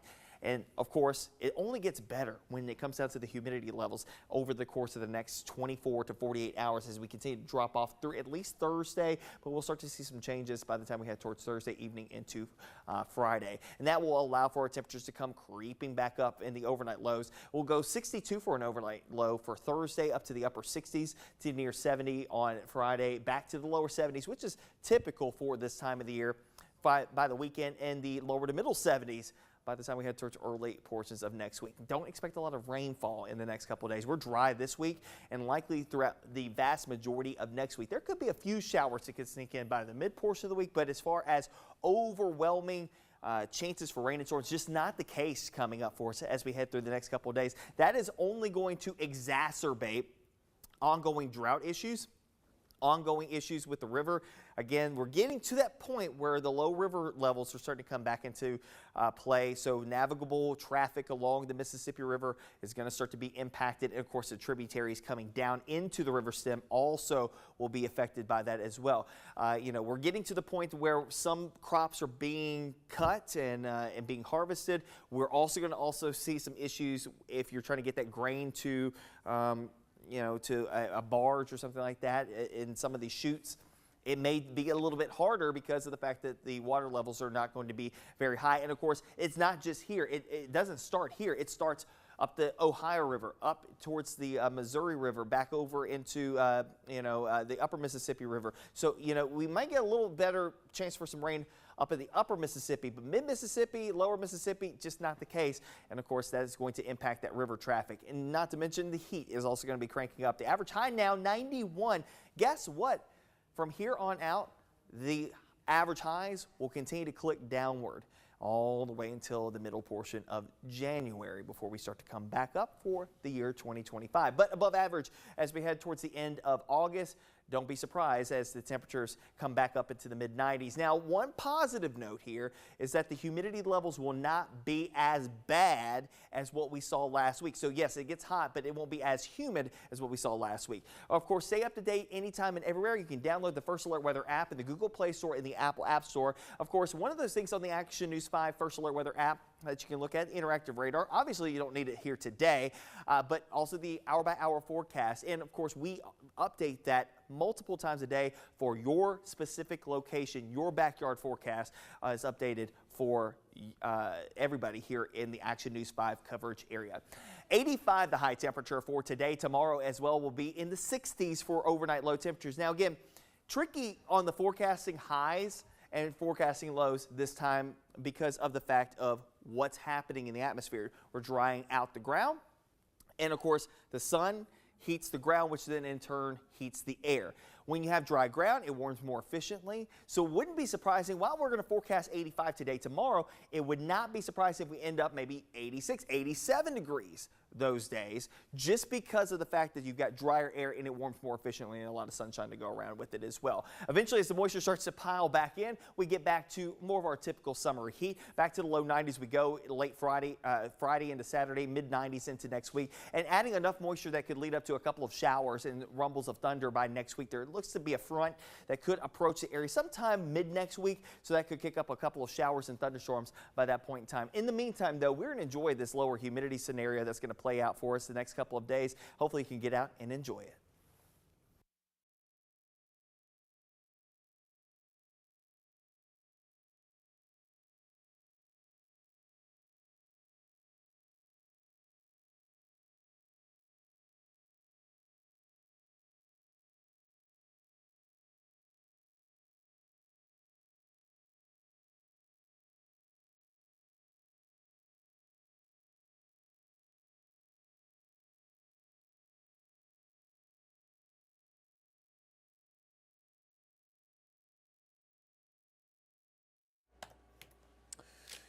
Good morning. Welcome back to the Action News 5 Digital Desk. I'm Andrew Douglas. Have you heard about the Center of Innovation at Regional One Health? It helps innovators, it helps entrepreneurs out there use their creativity and their innovation to come up with new and better ways to improve the patient experience and outcomes. And one of the programs within the Center of Innovation is something called the Healthcare Startup Access Incubator. I'm joined now by Alejandro Alvarez. She is the Chief Innovation Officer for Regional One Health, and she has been on the digital desk before talking about the Center of Innovation. She's back now joining us to talk about this incubator that is set up for all those entrepreneurs out there, all those different business leaders and innovators. Alejandra, thank you so much for joining us. First, for our audience that doesn't know about the Center of Innovation, can you briefly explain what it is? Good morning. Good morning. Thank you for having me. So the Center for Innovation at Regional One Health is a department that aims to inspire and cultivate ideas from personnel, ideas from partners, and we do that through different programs and development efforts. So the Healthcare Startup Access Incubator, which you've just mentioned, is one of those programs, and that's specifically designed to amplify the work that's already been happening through the startup community. So if you're a healthcare startup, you've got a new innovative ideas, the goal of the incubator is to amplify your work by helping you validate whether you're solving for the right problem and the right solution. And we do that by giving you access to our environment, our real world environment. It sounds great, and I'm so glad the Center of Innovation is here in Memphis and the Mid-South. So tell me about some of the new technologies involved. You know, we hear AI all the time, Alejandra, and I'm wondering how AI is involved with some of this Center of Innovation. Certainly. So we actually have a new participant in our Access Incubator called OK to Stand Up. And they, in fact, have developed a solution that has AI involved in it. And so we're very excited to be working with them because it is the first startup that has a solution with AI in it. And as you know, that is top of the news today. So what they've done is they've developed an AI wearable device that is connected to a machine learning model that hopes to analyze the information and predict when an individual's activity is close to having intentions of getting up. And so if you are familiar with the healthcare industry, falls are a big harm factor. We don't want our patients to fall. So we do a lot of interventions and a lot of care surrounding how can we prevent and reduce that. And so that's what they're working to achieve and help support healthcare hospitals with. By understanding someone's intention of getting up, we can then, as a caregiver, proactively engage the patient and prevent a potential fall. Okay, so OK to Stand Up. I understand that that is that's the latest thing here, and I understand that there's also studies with nursing homes that have been completed. Can you tell us a little bit about that? Yes, actually, that's what makes this particular participant very unique in that when OK to Stand Up was developed, they were developed to try to address falls within the nursing home environment. And so they've set out to develop their solution. They actually have tested and validated their solution in that environment. And so what's interesting here is that they quickly realized the impact this could have also in hospital settings, specifically acute settings like Regional One Health. And so the studies that they've done have proven to be very, very noteworthy in that they've obtained 95% sensitivity, 95% specificity. And what that means is that out of every 100 notifications that say, hey, there's an intention of getting up by this individual, 95 of those are correct. And so what's interesting for us is they are validated from that standpoint. However, the setting is different. So our goal is to work with them to see how this technology translates into a hospital setting. So tell me how the Healthcare Startup Access Incubator is helping a program like OK to Stand Up. Thank you for that, because this is the beauty of what we think we can provide both Memphis and also our community. So the incubator has been designed to provide access for startups so they can validate their business use case or their clinical use case. So what that means is, you know, do they have all the right parameters from their business plan in place? Do they know how their technology is going to be purchased? How much is it going to be purchased for? Is it going to be paid for by either insurance or hospital? There's a lot of different questions there from a business standpoint that a lot of startups struggle with, especially if they're not in the healthcare industry. So through the Access Incubator, we're able to help them sort of find pathways and answers to those questions. And then from the clinical standpoint, of course, a lot of the times we will do feedback sessions or to some extent product evaluations that allow them to obtain that clinical validation. So the Access Incubator is both business and clinical focused. And the idea is if they can access a health system where they're putting their solution in a real world setting, they'll have a greater chance at entering the marketplace and therefore a greater chance at success. It's fascinating to hear about this stuff. It's great to see and great to hear. We have thousands of people that watch us each and every morning here on the Digital Desk, Allie. Is there anything that you would like to let people know about the Center of Innovation that we've talked about, you know, just an overview or how people can get involved or learn more information about it?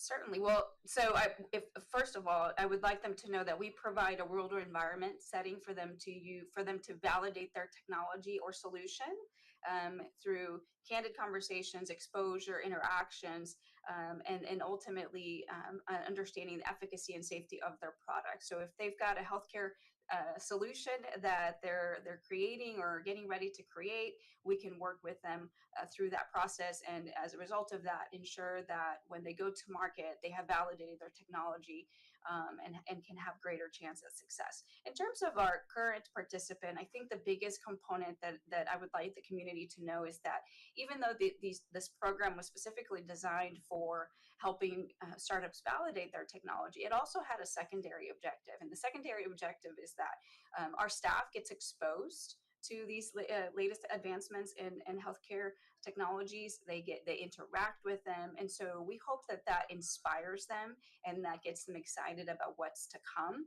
I don't know if that's always something that you can get from your day-to-day work, and so we hope to bring that excitement to them. But most importantly, our community and our patients also have a benefit in this structure, because by accessing this technology, we have the opportunity to be able to provide that to our patients as well, if the case merits it, right? And so it gives us an opportunity to tap into the latest technological advancements that are happening, innovations that are happening without otherwise would take us a long time to obtain. So I think that's the biggest benefit for us, is that we're also not only helping our staff members improve and think differently and think innovative, but we're also getting a chance to leverage that technology for patient care, so that we can improve the health and well-being of our community.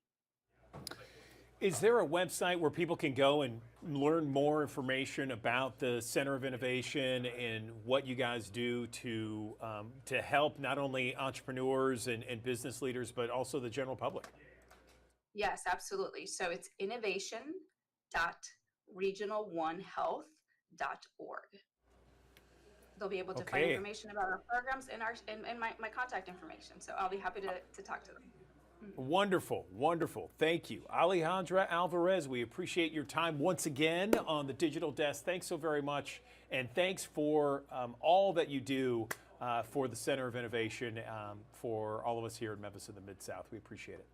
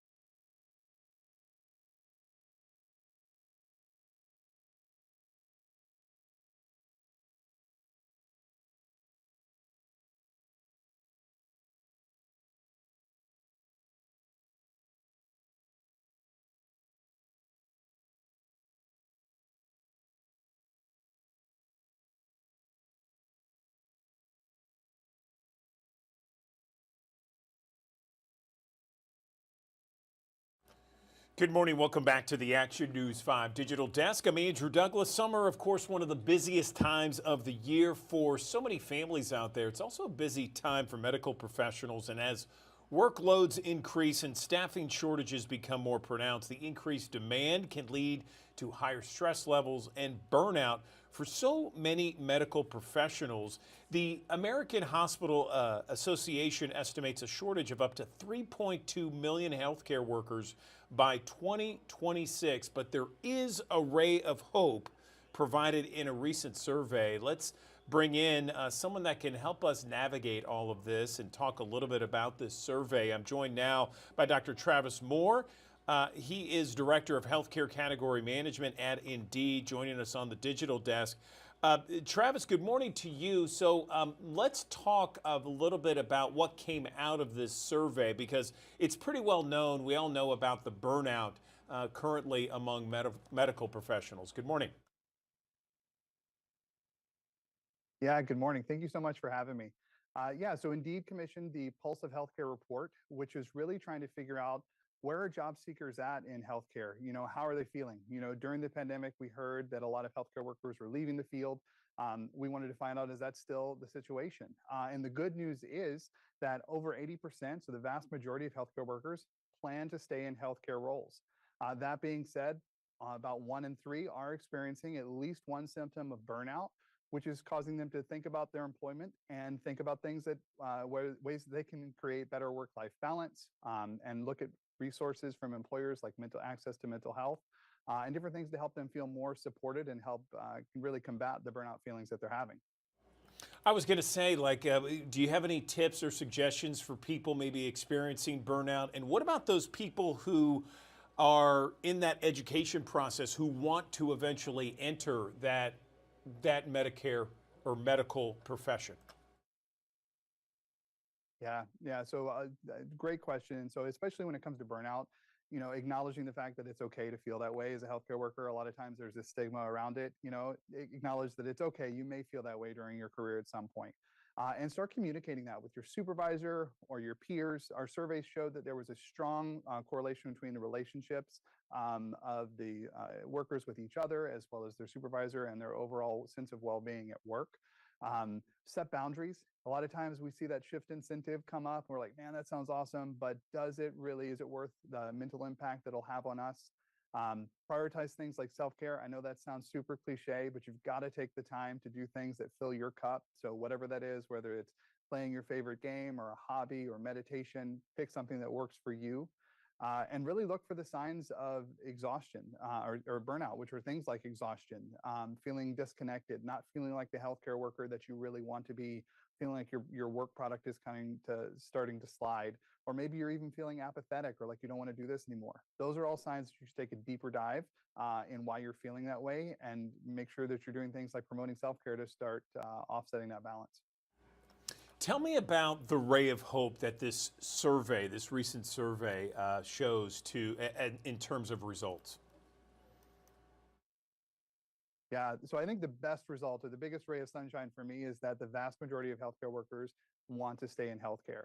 Over the past couple of years, we've heard a lot of stories about healthcare workers leaving the industry completely. And now we're starting to see that a lot of those healthcare workers are coming back into the field, and most of them want to stay in healthcare. So it gives me a lot of positive thoughts and encouragement that people are going to stay in healthcare, because, eventually we're all going to need a healthcare worker. And I want to make sure that there's somebody that's there to take care of me. What can employers do to help this issue of combating burnout?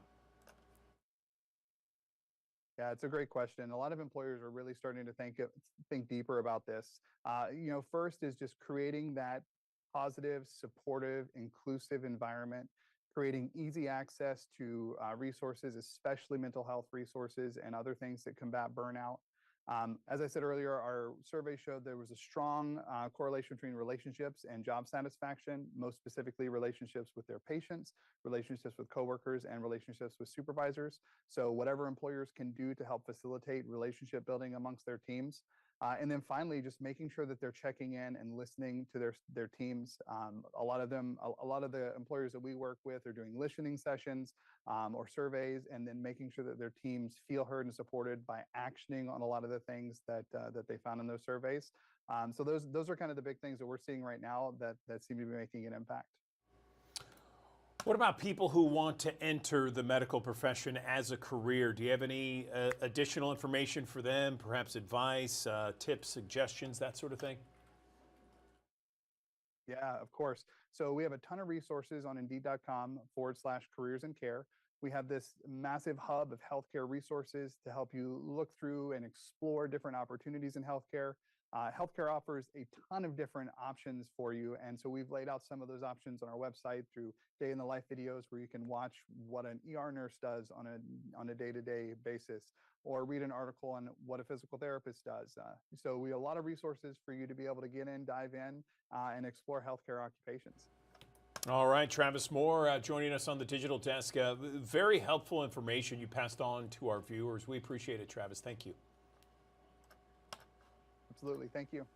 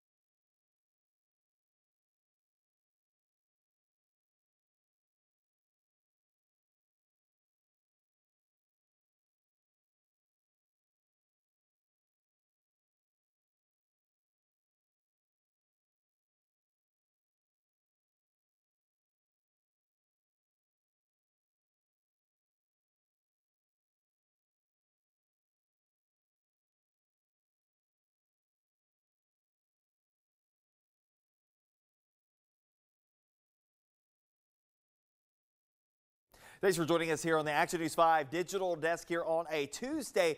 A beautiful Tuesday. Lots of sunshine moving through the area. A few passing clouds. Seasonably mild for this time of the year. 85 degrees the high temperature, but that's not in every single location. You'll see 85 here in the city. Lower 80s across Mississippi County. Armorel getting back into classes here today at 82 degrees. Osceola also getting back to classes. 83 for you guys. Lexora at 83. Same thing in Kaiser.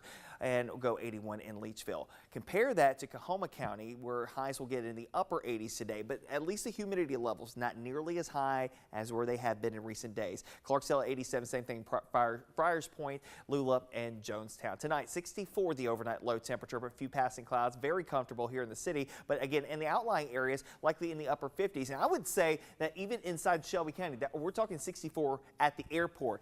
Even in Shelby County, I would not be surprised if places like Arlington and Lakeland and Collierville and Millington may drop down into the upper 50s, close to 60 degrees early tomorrow morning. 57 in Alamo tonight, as well as in Brownsville, Covington, Bolivar, Somerville. Upper 50s and low 60s expected across North Mississippi. 62 in Hernando, 60 in Senatobia, as well as in Tunica. Low 60s across the Highway 6 corridor. Upper 50s out towards Ashland, as well as Corinth, and upper 50s to low and mid 60s across eastern Arkansas, depending on where you are. Farther north, 57 in Blytheville. Farther south, down towards Helena, West Helena, and Elaine in the middle 60s to get into tonight.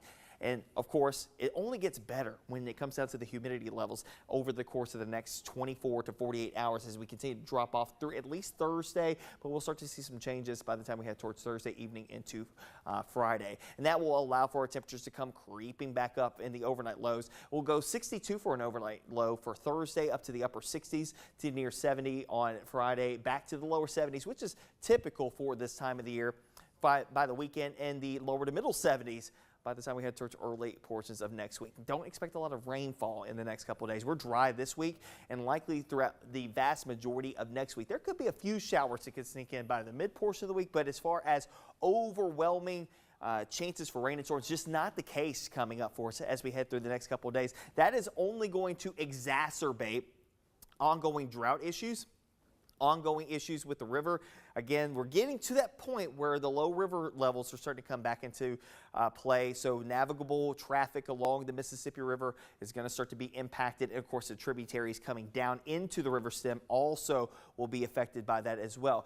We're getting to the point where some crops are being cut and being harvested. We're also going to see some issues if you're trying to get that grain to to a barge or something like that in some of these chutes. It may be a little bit harder because of the fact that the water levels are not going to be very high. And of course, it's not just here. It doesn't start here. It starts up the Ohio River, up towards the Missouri River, back over into, the upper Mississippi River. So, we might get a little better chance for some rain up in the upper Mississippi, but mid-Mississippi, lower Mississippi, just not the case. And of course, that is going to impact that river traffic. And not to mention the heat is also going to be cranking up. The average high now, 91. Guess what? From here on out, the average highs will continue to click downward all the way until the middle portion of January before we start to come back up for the year 2025. But above average as we head towards the end of August. Don't be surprised as the temperatures come back up into the mid-90s. Now, one positive note here is that the humidity levels will not be as bad as what we saw last week. So yes, it gets hot, but it won't be as humid as what we saw last week. Of course, stay up to date anytime and everywhere. You can download the First Alert Weather app in the Google Play Store and the Apple App Store. Of course, one of those things on the Action News 5 First Alert Weather app that you can look at, interactive radar. Obviously, you don't need it here today, but also the hour-by-hour forecast. And of course, we update that multiple times a day for your specific location. Your backyard forecast is updated for everybody here in the Action News 5 coverage area. 85 the high temperature for today. Tomorrow as well will be in the 60s for overnight low temperatures. Now again, tricky on the forecasting highs and forecasting lows this time because of the fact of what's happening in the atmosphere. We're drying out the ground, and of course the sun heats the ground, which then in turn heats the air. When you have dry ground, it warms more efficiently. So it wouldn't be surprising, while we're going to forecast 85 today, tomorrow, it would not be surprising if we end up maybe 86, 87 degrees those days, just because of the fact that you've got drier air and it warms more efficiently and a lot of sunshine to go around with it as well. Eventually, as the moisture starts to pile back in, we get back to more of our typical summer heat. Back to the low 90s we go late Friday into Saturday, mid 90s into next week, and adding enough moisture that could lead up to a couple of showers and rumbles of thunder by next week. There looks to be a front that could approach the area sometime mid next week, so that could kick up a couple of showers and thunderstorms by that point in time. In the meantime, though, we're going to enjoy this lower humidity scenario that's going to play out for us the next couple of days. Hopefully you can get out and enjoy it.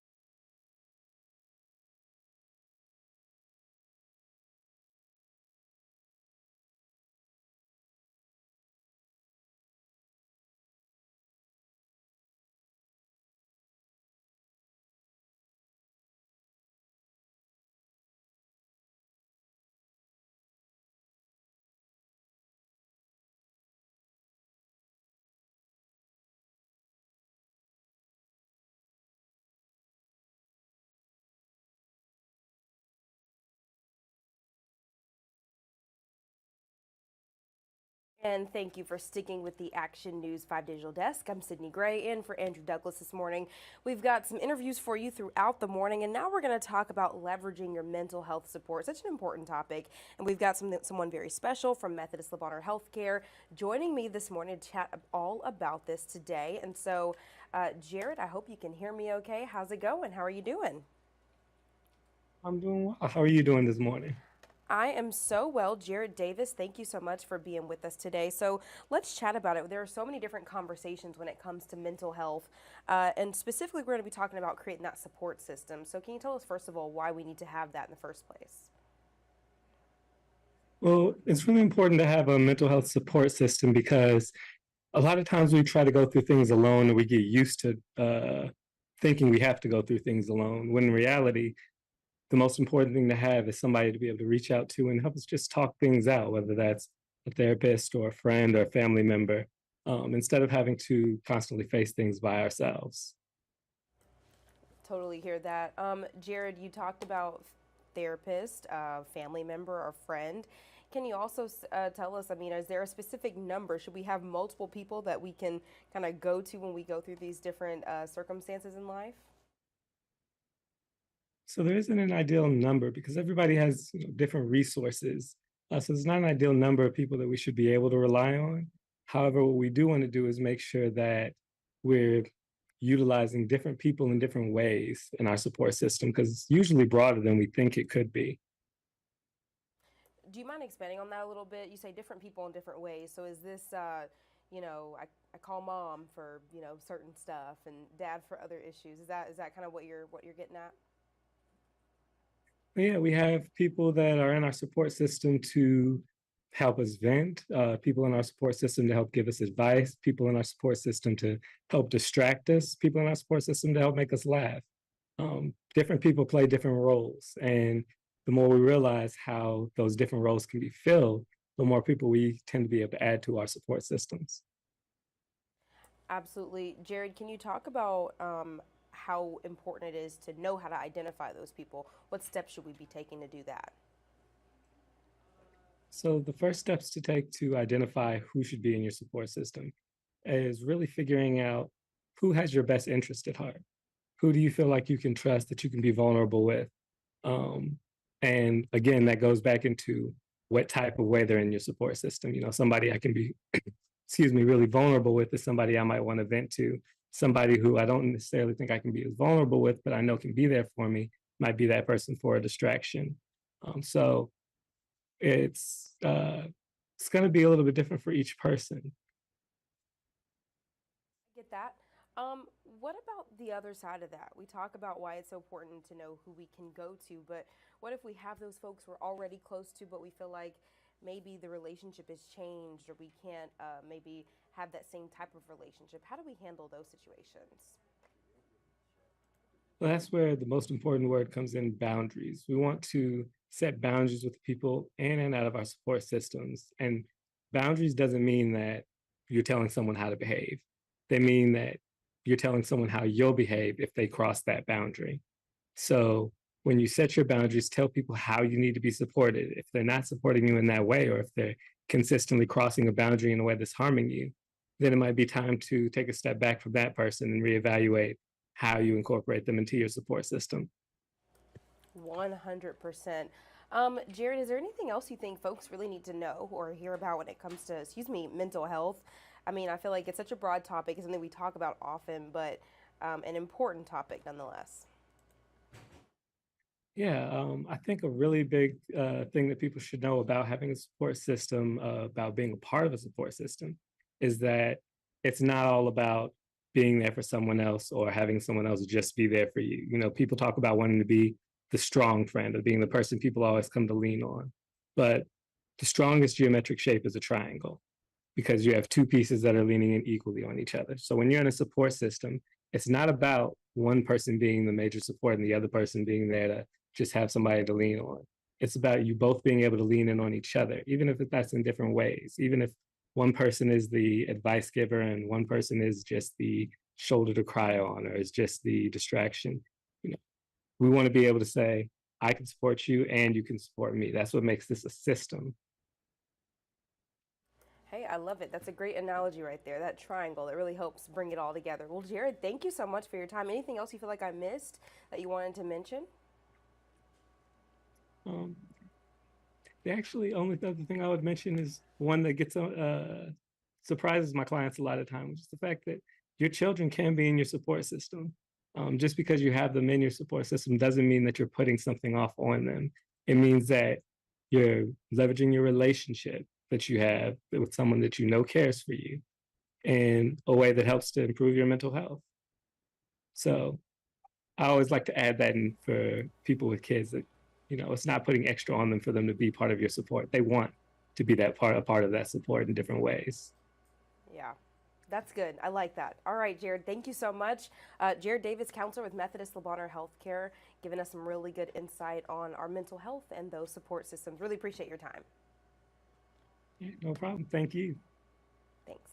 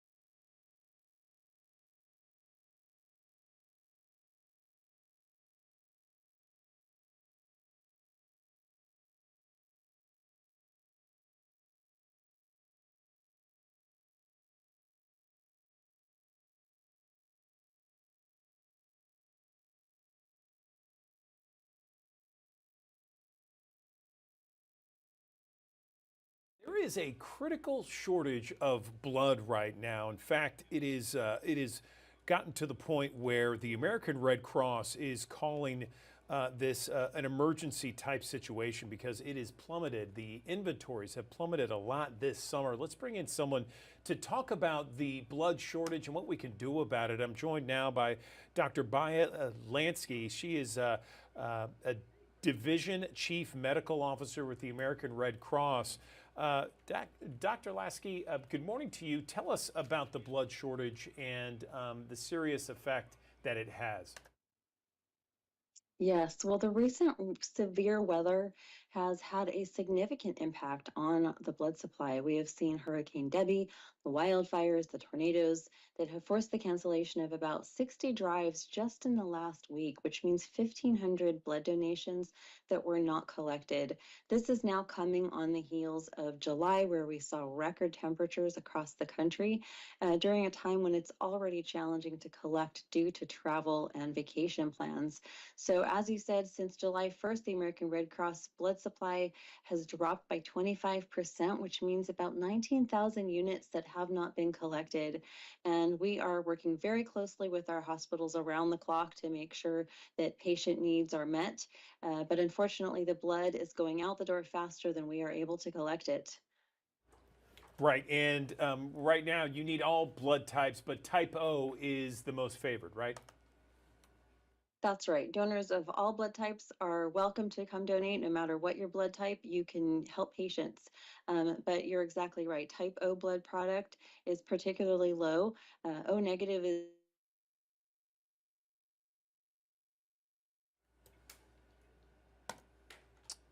patients of any blood type and are particularly critical for emergencies.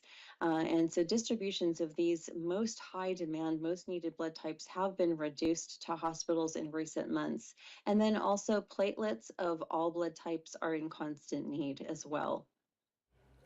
Okay, so let's talk about the best ways, because we have thousands of people that watch us each and every morning here on the Digital Desk. We broadcast to West Tennessee, North Mississippi, and Eastern Arkansas. What are the best ways that people can go ahead and donate blood?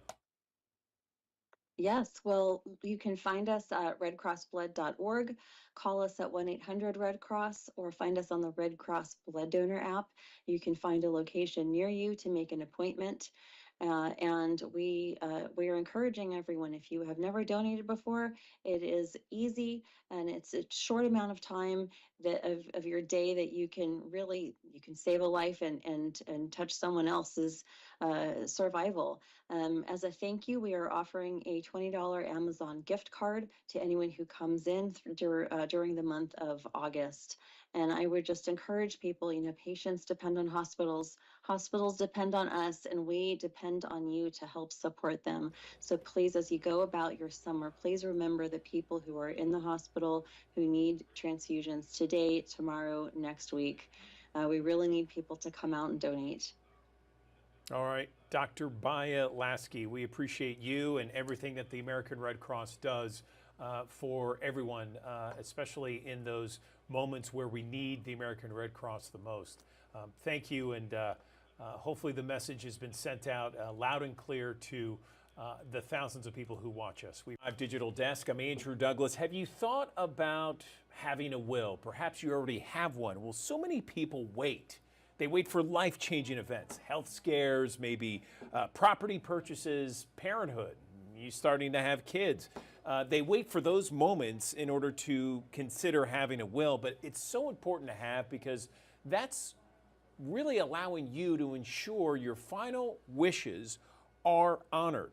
And instead of going somewhere else or instead of things happening where you don't want them to happen, your wishes are honored in a legal will. So how hard is it to get a will? How much does it cost? Is it very time consuming? Let's bring in someone to help us navigate this issue. I'm joined right now by Ashley Robinson. She's a senior director at LegalZoom. They do all kinds of wills for us. She's joining us on the Digital Desk. Ashley, good morning to you. So for our audience right now, can you tell us exactly what a will is and how important it is to have this kind of legal document? Good morning.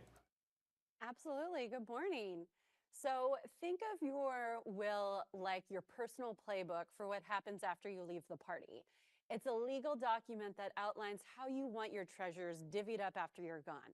That could be your bank accounts, your real estate, your favorite guitar, even your beloved pets. But why is it important? Well, if you do not have an estate plan in place, the state's default settings could kick in and they would decide how things would be divided up. And in some rare cases, everything you own could end up in the hands of the state. So to avoid all of that potential family drama and definitely lost time and money, by getting that will in place, you are protecting what matters the most to you and your loved ones and your legacy. Yeah, the last thing we want is for all of our property, our estate, to go to the state or somewhere else where we don't want it to go. So, when do we, Ashley, say, when's the best time to say, okay, I'm going to make a will, I'm going to have it done this week or this month? Is there a certain time when people should do it? I think August 15th is a great time to do it. The month of August is National Make a Will Month. This is a perfect time to get this process started. And you're absolutely right. Most Americans procrastinate. And in fact, 2 out of 3 Americans don't have a will at all. And so a lot of them are procrastinating for those big milestones or even a really scary medical incident. You shouldn't wait. Don't wait for those milestones to give you that nudge. Get it started today. We've got great deals. Basic will starting at $89 for the month of August. Wow, that's nothing. So let's talk about some of those misconceptions, because a lot of people think, oh, well, you know, it's so complicated. It costs way too much. It's kind of morbid. I don't want to think about this. Let's navigate through some of those misconceptions. Absolutely. So there's 2 major misconceptions that really keep people from getting their wills in place. The first is they think they don't need it. They think they're either too young or there's not enough money in the bank account. But the fact is anyone at any stage of life or income level should be really thinking about their estate plan. You can be as young as 18 to have a will in place. The second misconception is that they think it costs a fortune to get the will together. And as I mentioned, we have processes that make that easy and affordable to everybody, and you don't have to go to a lawyer's office to get it done. Yeah, I was going to ask you, can you do it on your own? Do you need an attorney? What would you recommend for someone? We have thousands of people that watch us each and every morning here, Ashley, and you know, they're probably thinking, well, gosh, I don't have time to hang out at an attorney's office for 5 hours. How do we do this? Absolutely. Well, yes, you can do it on your own, and we've got some great do-it-yourself wills through our website, but having an attorney available to help really gives you peace of mind. The way I like to think about it is whether you should cut your own hair. Should you cut your own hair? You can, but should you? Not really.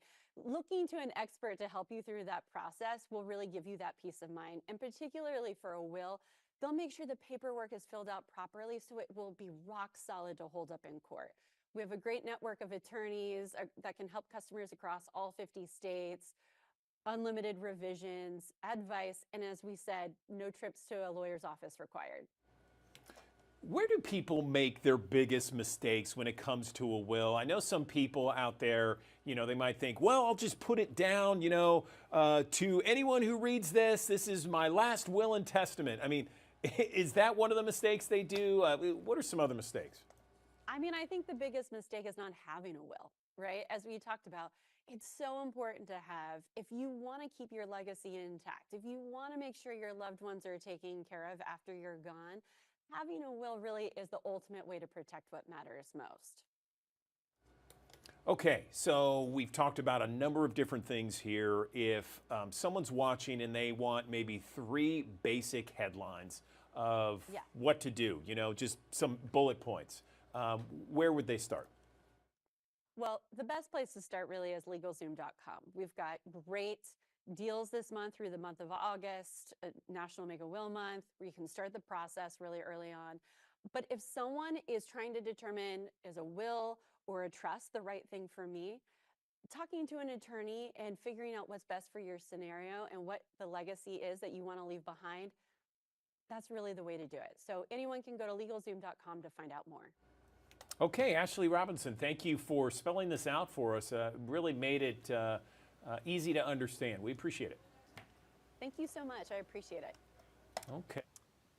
All right, back here live in the Action News 5 digital desk as we take a live look from our High Five camera outside our studios here at 1960 Union Avenue. Gorgeous morning here, 77 degrees as we approach the 11 o'clock hour. Just a beautiful day with lots of sunshine, lower humidity, and much milder temperatures. Here's a look from our High Five camera in downtown Memphis.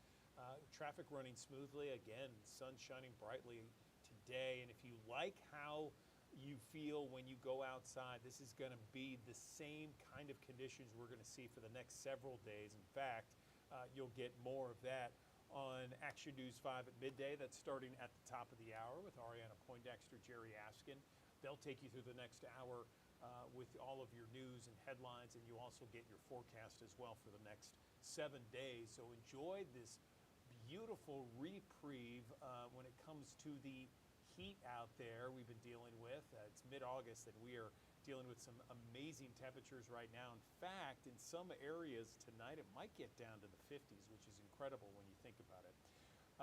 Make sure you join us tomorrow morning for another edition of the Action News 5 Digital Desk. We always have so many great interviews that run the gamut of all kinds of different topics and different ways to, have a better life, better lifestyle, different life hacks to make you live healthier and older, that sort of thing. We talked earlier today about Healthier 901 Fest that's going on at Shelby Farms Park. August 31st from 10 to 2, going to be a great event out there. Live music, celebrity chefs cooking up all kinds of different things, exercise, and much, much more. That's happening again August 31st from 10 until 2. Make sure you join us on the Digital Desk bright and early tomorrow morning beginning at 7 o'clock. We go from 7 until 11 each and every weekday morning. Have a great afternoon.